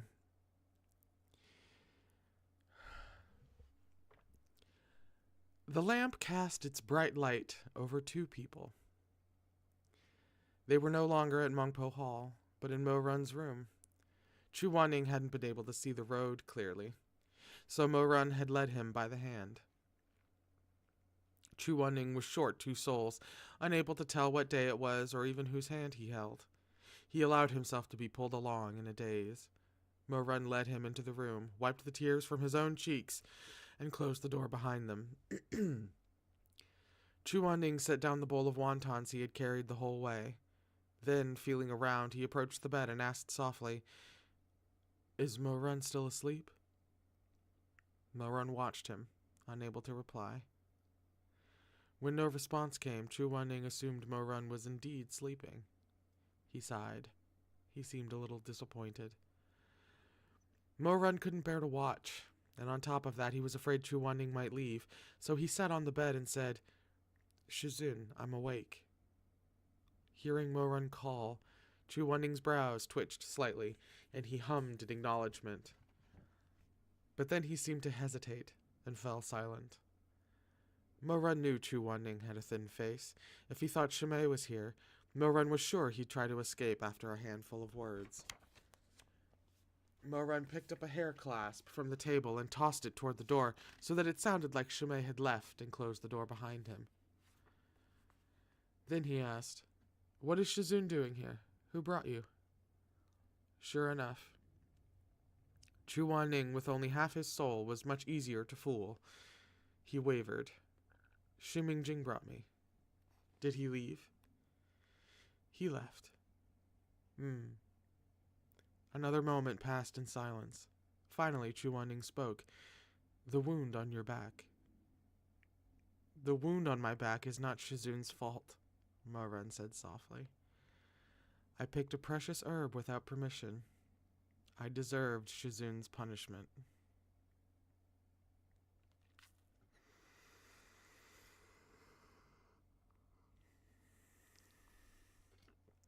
Chu Wanning hadn't expected him to say any such thing, and was rather taken aback. His delicate curtain of lashes quivered as he sighed. "Does it still hurt?" "Not anymore."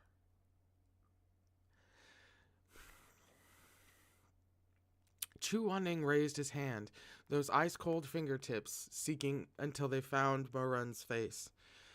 Another pause. "Sorry. Please don't hate Shizun."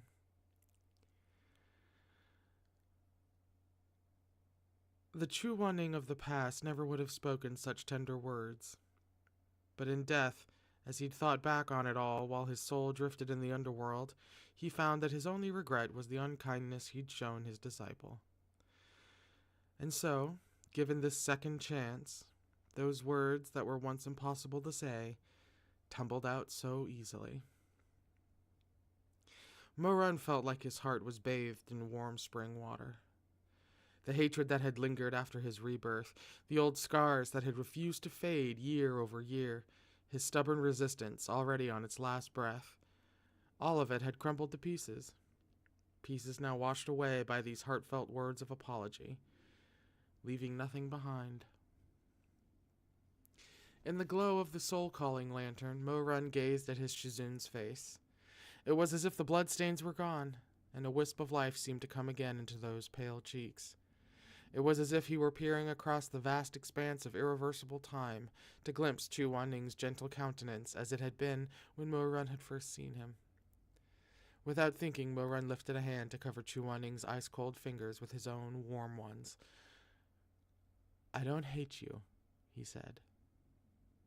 "You're good to me, Shizun. I don't hate you." Chu Wanning stared blankly for a moment, then suddenly smiled. Though he was dead, though his face was smeared with dirt and blood, his smile was like the first melt of a stream frozen over, filling the room with the warmth of spring.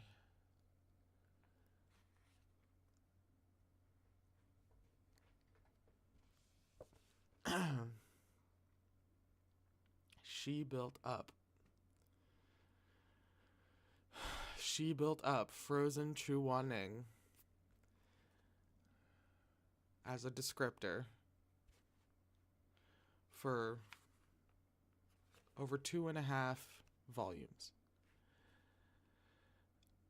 Just to do this, for this moment.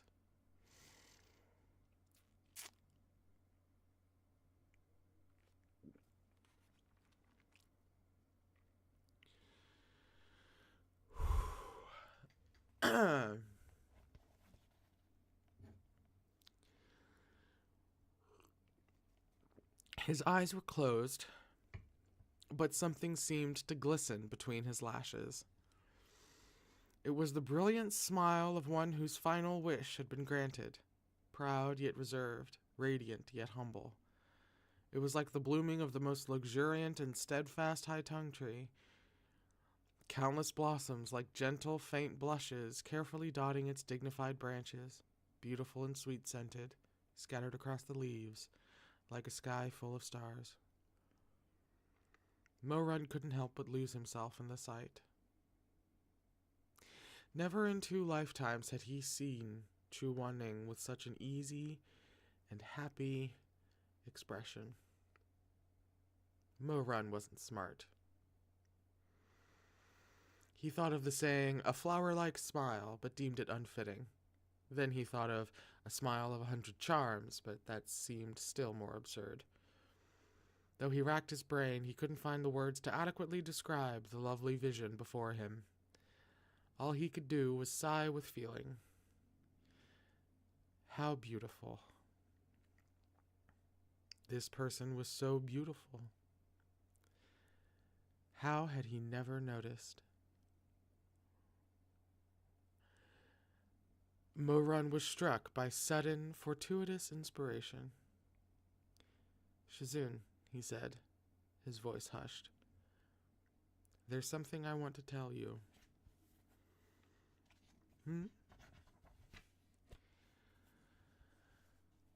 I really didn't know how valuable Madame Wang's Haitong flower was. When I picked it that day, it was because I wanted to give it to you." Chu Wanning seemed surprised. Mo-Run's voice grew yet softer, a little bashful, even a little helpless as he repeated, "It was for you."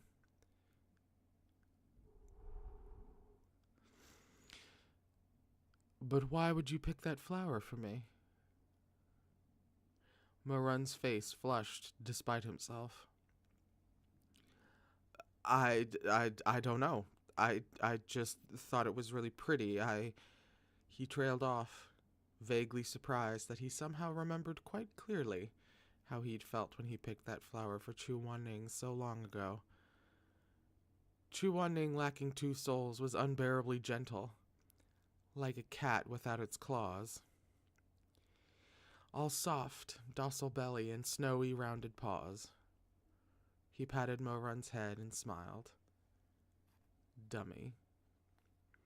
Mo-run's eyes stung as he gazed up at him. He sniffled. I'm a dummy. Don't do it again. I won't do it again. Mo-run thought about how, after he'd lost hope in the past life, he had perpetrated all manner of evil and terrorized others. He had so angered Chuan-ning that his Shizun finally gave up on him and tossed him that verdict that he had resented for a lifetime. Vile by nature, beyond remedy. 100 emotions swelled up in his chest. Shizun, I promise, from now on I won't do anything to disappoint you. I'll be good. I won't be bad. He was hardly well-read, and didn't have any powerful oaths to swear or resounding vows to take. But he could feel the hot blood boiling in his chest as that pure and simple soul that he once had as a child seemed to stir from its slumber.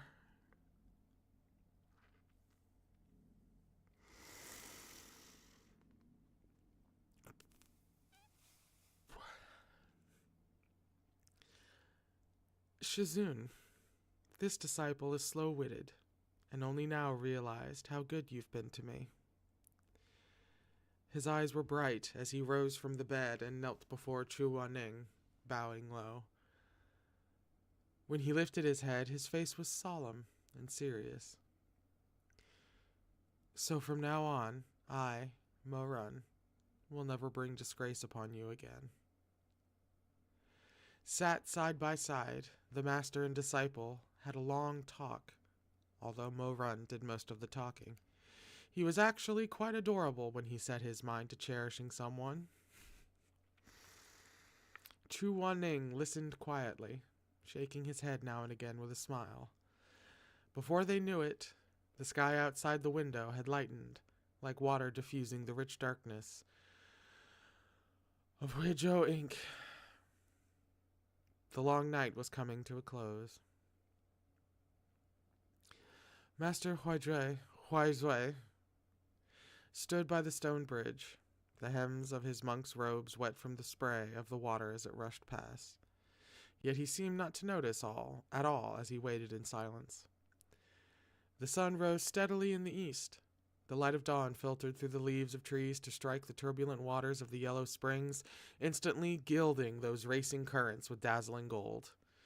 The fine spray shimmered like the delicate scales of a dragon, and the light coruscated across the water's surface as it billowed into waves, glistening and resplendent.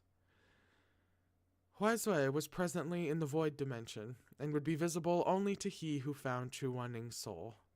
Shimei and Shui-mong had both passed this way, but neither could see the old monk by the bank. From a distance, Huizhou appeared tranquil. I am so far gone. But unconsciously he thumbed the string of prayer beads in his hand faster and more urgently with each passing moment. Without warning, the coils of prayer beads broke and scattered, the Bodhi beads dropping like rain all over the floor. Huizhou's eyes flew open and he pressed his lips into a thin smile. The color drained from his face into a thin line. The color drained from his face. It was an ill omen. He stroked the frayed edge of the broken string and watched as the rolling waves tossed stray beads back onto the shore, and the beads on the shore rolled into the waters. He stared blankly for a spell, his face growing gradually paler. "Great Master!" someone suddenly called out to him exuberantly. "Great Master!" Huizhou whipped around to see Mo-run sprinting toward him from afar. The soul-calling lantern in his hands glowed with both scarlet and golden light. As dazzling as those first rays of dawn had been, this young man's eyes were brighter still, gleaming like a pair of crystals. He screeched to a halt in front of Huizhou, his cheeks flushed, panting slightly, uncontrollably excited. "I found him." Mo-run brushed his disheveled bangs aside with one hand, keeping that lantern-bearing Chuan-ning's human soul tucked snugly against his chest. "He wasn't unwilling to see me. He's in here." He pointed to the lantern in his arms, but then hesitated. He wanted to hand it over to Huizui, but was also loath to part with it, and his hands extended only a couple of inches before drawing back again. Huizui released a subtle sigh of relief and looked Moran up and down. "There's no need to give it to me," he said with a laugh. "Since you're the one who found him, you can keep him." How much does she think I can stand? What actually does she think I can take? Because she's vastly overestimating my capabilities. Pardon me.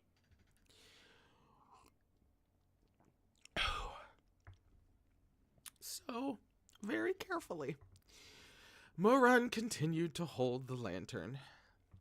Huizui took up the monk's staff he'd leaned against the tree and tapped it lightly against the water's surface.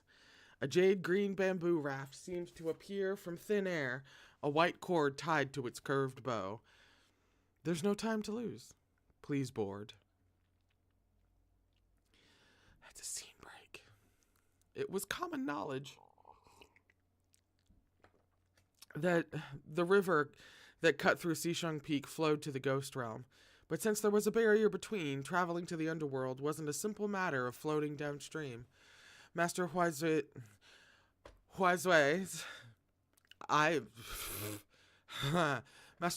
bamboo raft carried an enchantment that allowed it to pass between the yin and the yang, and thus, after sitting alone on the raft for half a day and sailing many miles, Moran came to a waterfall. The waterfall to the underworld. This waterfall bridged the infinite cosmos above and the deepest reaches of hell below, with no defined boundaries and neither beginning nor end. The water thundered down in a great cascade, and the spray of droplets sent up a foggy mist. Moran hardly had time to take in this sight. In moments, the bamboo raft had carried him straight toward that curtain of rushing water, as massive as a prehistoric beast. Before he could react, the powerful streams were upon him like countless blades poised to tear through flesh and bone. "Shizun!" Amidst this danger, Moran's only thought was for the soul-calling lantern cradled in his arms. He held it tightly against his body to shield it, never once loosening his grip, even as he was drawn into the raging whirlpool. All was dark, stormy chaos. Moran didn't know how much time had passed when the deafening sound of the waterfall vanished along with that knife-like deluge. He opened his eyes slowly, and only let out a breath of relief after confirming that the soul-calling lantern was safe and sound. When he finally looked up, he was stunned speechless by the sight before him. The waterfall traversing the realms of yin and yang was nowhere to be seen. The bamboo raft now drifted gently on the surface of a vast and tranquil lake. Its deep blue waters flowed with specks of starlight, and wisps of half-seen souls swam in its currents like shoals of fish. Reeds flourished along its shores, blooming with lambent flowers that drifted to and fro in the breeze. From the depths of the reeds on either bank came the voices of a man and woman lifted in song. The notes floated out as if from a dream, sorrowful yet serene.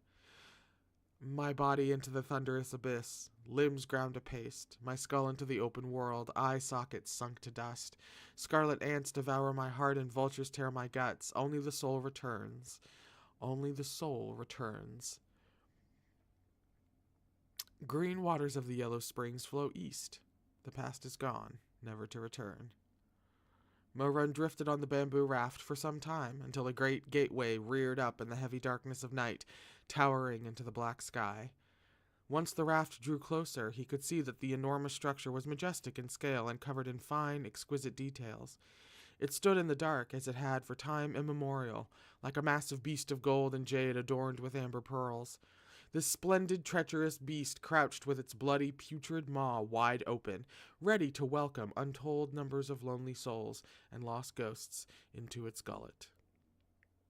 Closer. The sinister turrets were like fangs that could pierce the sun, and the whole structure was like the imposing head of a behemoth, lying in wait to swallow the grievances of the world. Even closer. The piece of Chuwanding's soul in the lantern seemed to grow nervous, its golden glow pulsing and swaying. "It's all right." Moran sensed the soul's unease and hugged the lantern tight. He leaned in, his lips nearly brushing the silk, and whispered soothing words as he channeled more spiritual energy into the lantern to keep Chu Wanning company. Don't be afraid, Shizun. I'm here. The light quivered for a moment, then settled back into a steady glow. Lowering his thick lashes, Mo-Run peeked into the lantern and couldn't help but chuckle. He reached out and caressed its edge, then hugged it tighter. In the darksome night, the words Ghost Gate were writ large and bold, as striking and vivid as if newly inscribed each day in the fresh blood of the living.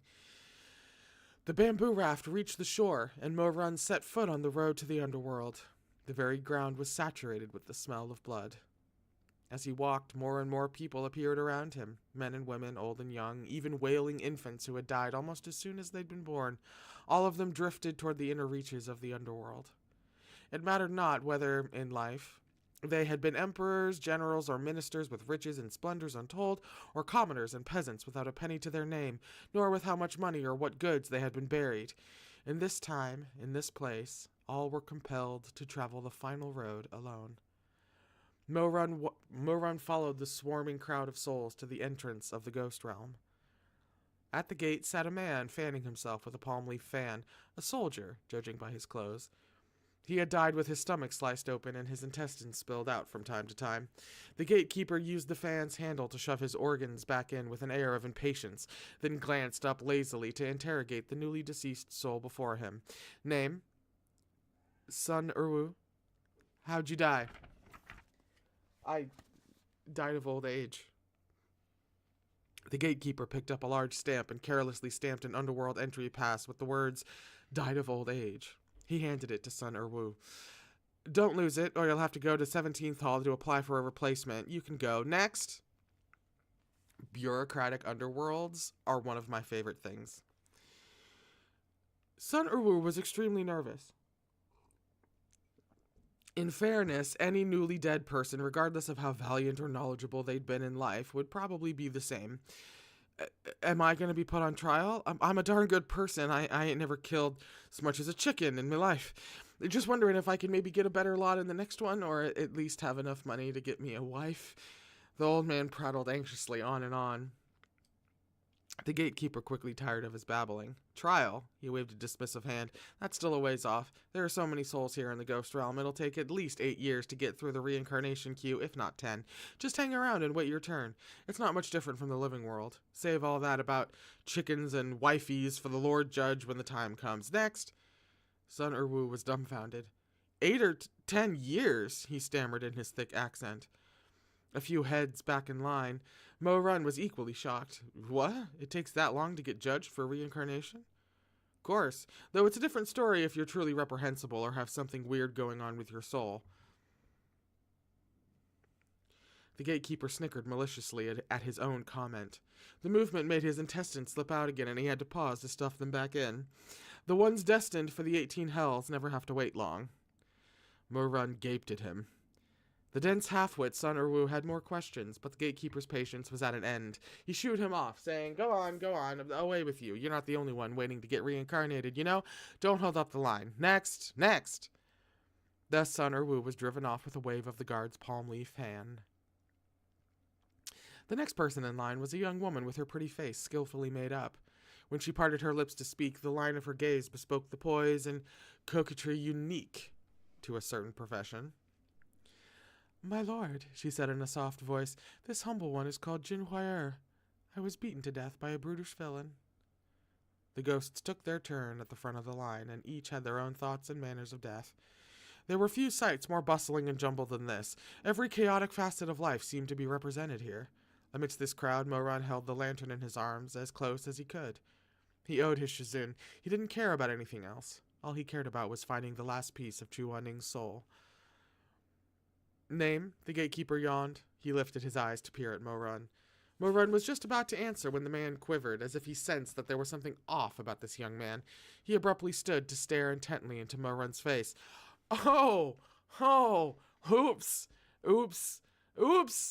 Did not occur to me until just now that there might be a tiny bit of a problem with a soul that has been for all intents and purposes, instantaneously reborn and is currently living out a second life, having gone back into that might draw some stares in the underworld. Didn't there was so much going on.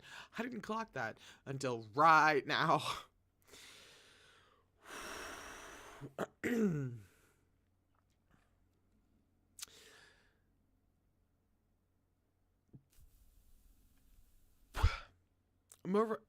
Name, the gatekeeper yawned. He lifted his eyes to peer at Mo-Run. Mo-Run was just about to answer when the man quivered, as if he sensed that there was something off about this young man. He abruptly stood to stare intently into Mo-Run's face. Mo-Run mentally cursed.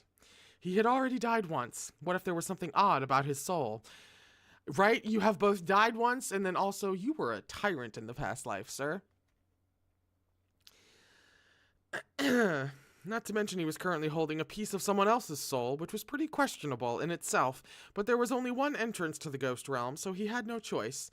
Mo-Run braced himself and met the gatekeeper's gaze squarely. The man narrowed his eyes. Mo-Run feigned a calmness he didn't feel as he gave his name. Mo-Run. The gatekeeper waited. Mo-Run's heart thundered like a drum as he willed his expression to remain steady. I had a chi deviation and died on the spot. I'd like an entry pass, please. That's the end of the chapter. How long is this one? Should be about 10. All right.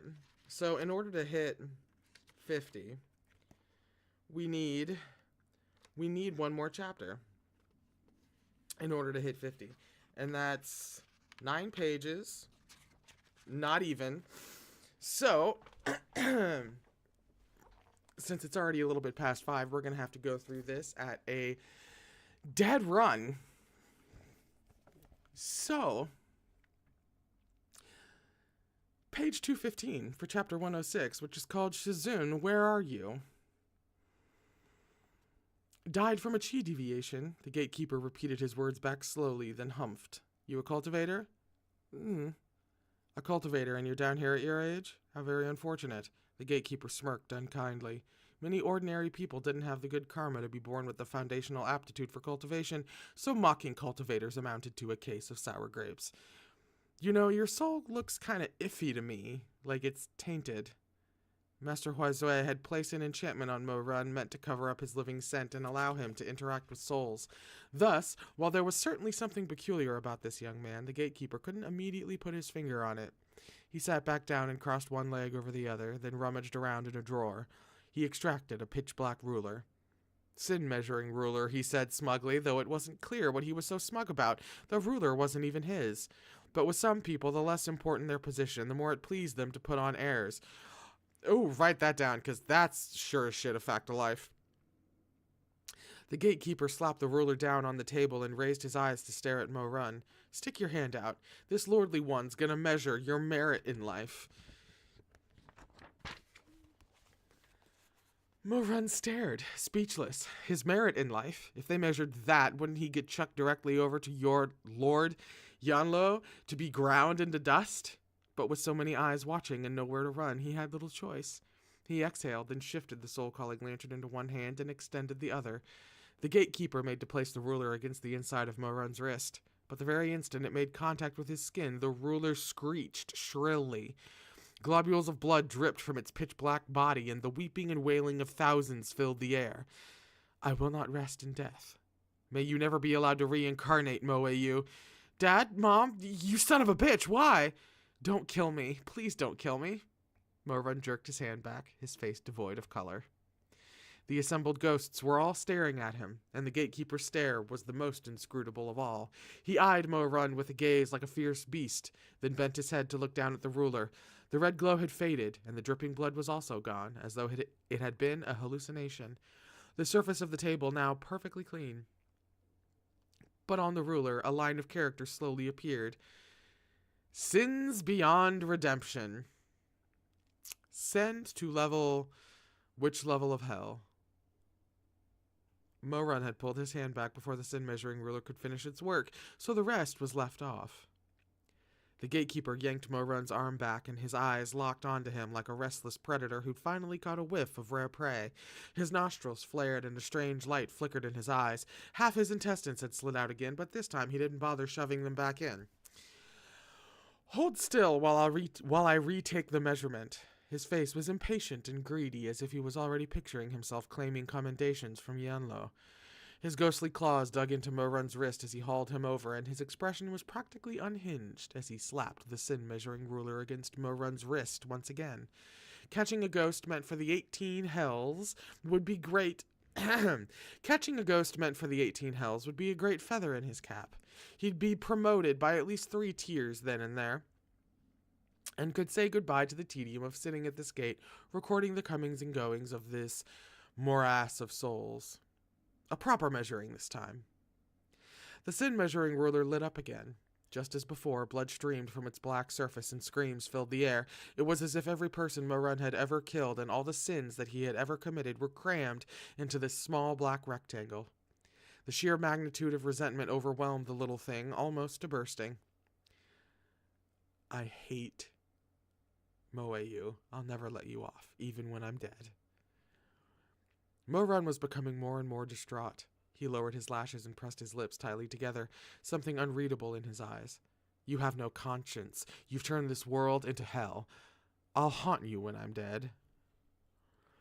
Weeping, wailing, cursing, hating. Then, suddenly, amidst those clamoring voices, a soft sigh. I'm sorry, Mo-Run. It was this master's fault. Mo-Run's eyes flew open, full of grief and sorrow. Once again, he heard those words from his past life, the ones Chu Wanding spoke on the verge of death. They were so gentle, so sorrowful, but they cut into his skull like a knife, as if they would cleave his soul apart. The voices slowly faded to nothing, and the sin-measuring ruler fell silent. A line of characters appeared again. Sin beyond redemption, send to level... Mo-Run didn't pull away this time, but the writing still didn't finish. The gatekeeper blinked, then tapped the black ruler a couple of times. Is it broken? The ruler quivered a little from the taps. Then, unexpectedly, the words disappeared. A thin layer of celestial haze rose from the ruler's surface, and it glowed with a brilliant radiance. This time there was no weeping or wailing. Instead came music like melodious bird song, drifting between clouds, as if the most eloquent chords of the ninth heaven had descended into the underworld. The crowd of souls was entranced, and even the gatekeeper found himself mesmerized. Only when the celestial music ceased did the gatekeeper finally come to his senses. When he checked the sin-measuring ruler again, it bore these words, "Everything normal, allowed to pass."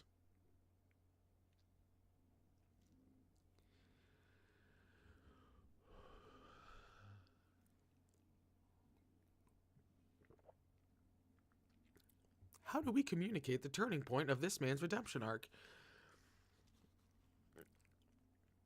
The gatekeeper was bitterly disappointed, but he had no grounds to block a normal soul from entering the underworld. He shoved his intestines spitefully back into his abdomen and clicked his tongue in displeasure. That's some chi deviation you had, all right. Yeah, you could... Mo-Run was just as surprised. He hadn't the least idea what was happening either. After a bit of thought, he concluded that Master Huizui's enchantment must have confused the ruler. He sighed in relief. Take your damn entry pass and get lost. You're wasting my time. Beat it. Mo-Run was more than happy to oblige, and had turned to leave with the soul-calling lantern in his arms when the gatekeeper's eyes suddenly lit again, and he yelled, "Hang on!" Mo-Run kept his expression neutral, but his heart began to race. Feigning exasperation, he asked, "What is it now?" The gatekeeper jerked his chin toward the lantern. "What's that you've got there?" "Oh, this." Mo-Run's hand stroked the lantern as the gears in his head whirled rapidly. He turned around with a smile. "It's my burial item." Footnote. Peizang. Items buried with the dead meant to go to the afterlife with them. Yes, right. Burial item. Yeah, it's a magical relic. Huh. Well, isn't that interesting? The gatekeeper pointed to the table, his eyes flashing. "Put it down there and let's measure one more time. Your magical relic was probably interfering with the ruler." "That'd be a hell of a thing." Mo-Run roundly cursed this asshole in his head, but held his tongue. He could do nothing but set the lantern down and stick his wrist out once again with some apprehension. The gatekeeper seemed quite confident this time. He eagerly swung the ruler into place once more, but the result was the same. The words appeared, clear as day. Everything normal. Allow to pass. Mo-Run was just as confused as the gatekeeper, but with that, the man finally gave up for good and waved him lazily in. Mo-Run didn't dare linger a moment longer. As I bump into the mic, he picked up the soul-calling lantern and, hugging it to his chest, strode down the lengthy passageway. As he stepped out, the quality of the light suddenly changed. The ghost realm unfolded before his eyes. The first level of hell stretched into the distance with no end in sight. The sky was the scarlet of a sunset on fire, and all manner of strange flora sprouted from the ground. Rows of uneven roof tiles sprawled across the immediate skyline, and palatial structures lined the horizon. On a monolith at the entrance were engraved the words, "Thy flesh returns to dust, thy soul to Nonkatown." The red-painted gateway that towered next to it bore the words, Nonkatown, carved and gilded upon it, each character the height of a grown man.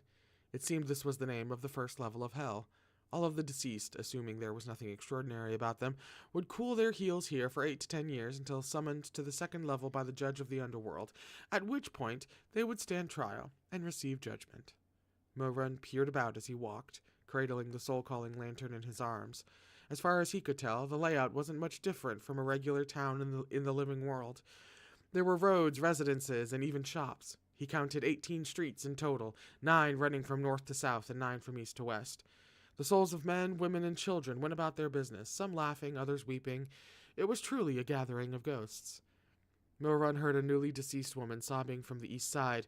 What do I do? What do I do? Everyone says remarried women are cut in half and divided between their 2 husbands. Is it true? Can anyone tell me if it's true?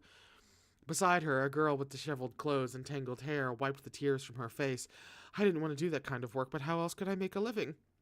When I was still alive, I tried to atone for my sins.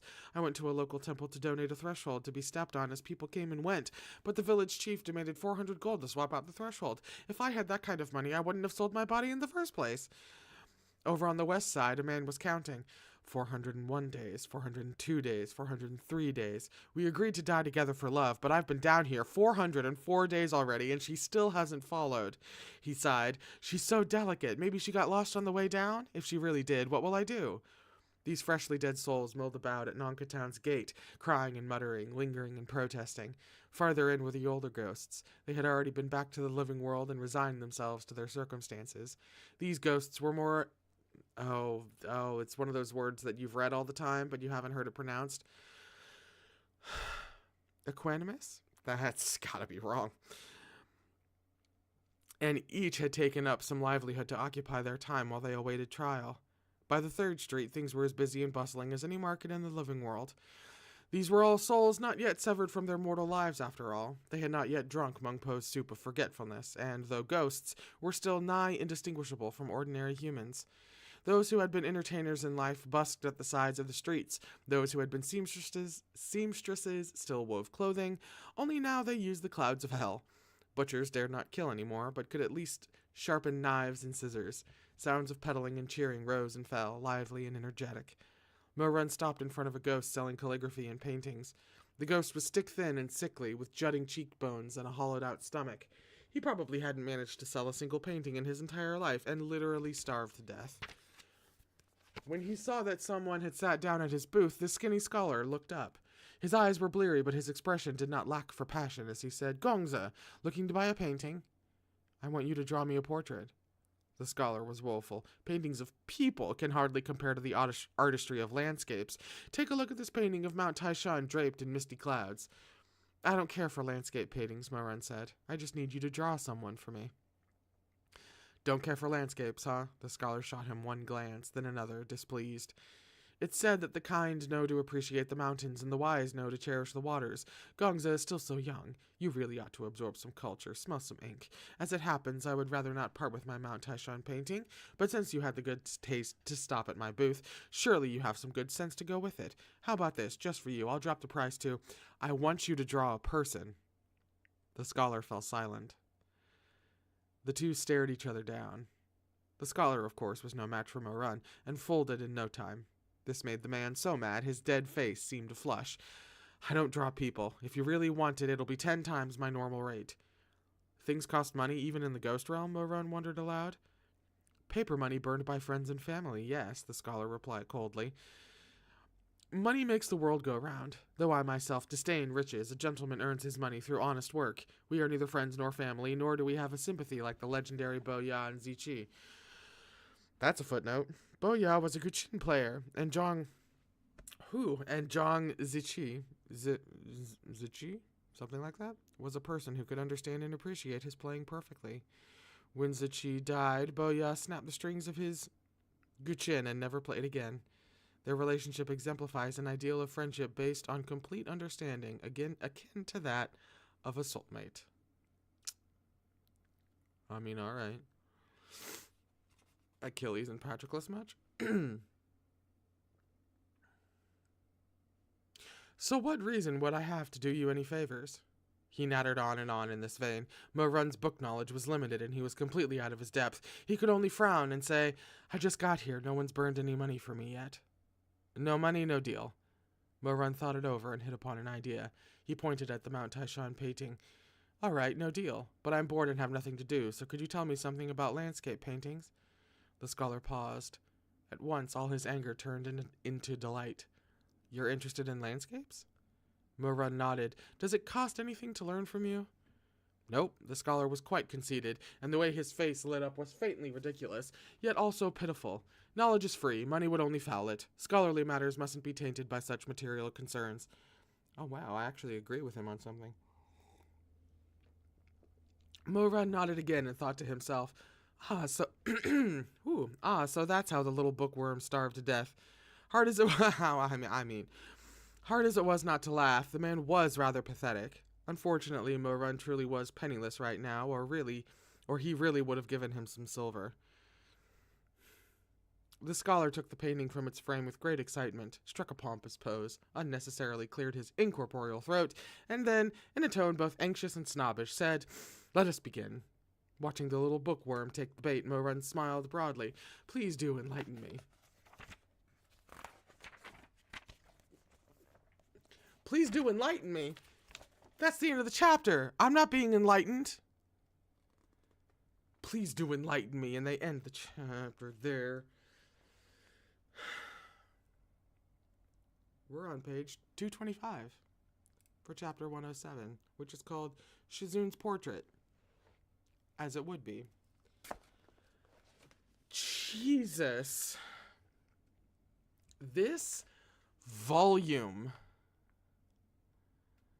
We're halfway through? A little over halfway through. This freaking volume. Also, I had a realization while I was reading as to what exactly the cover was. They're in the underworld, right? Like, there's lanterns. They're in the underworld. There's going to be water at some point in the underworld. God knows.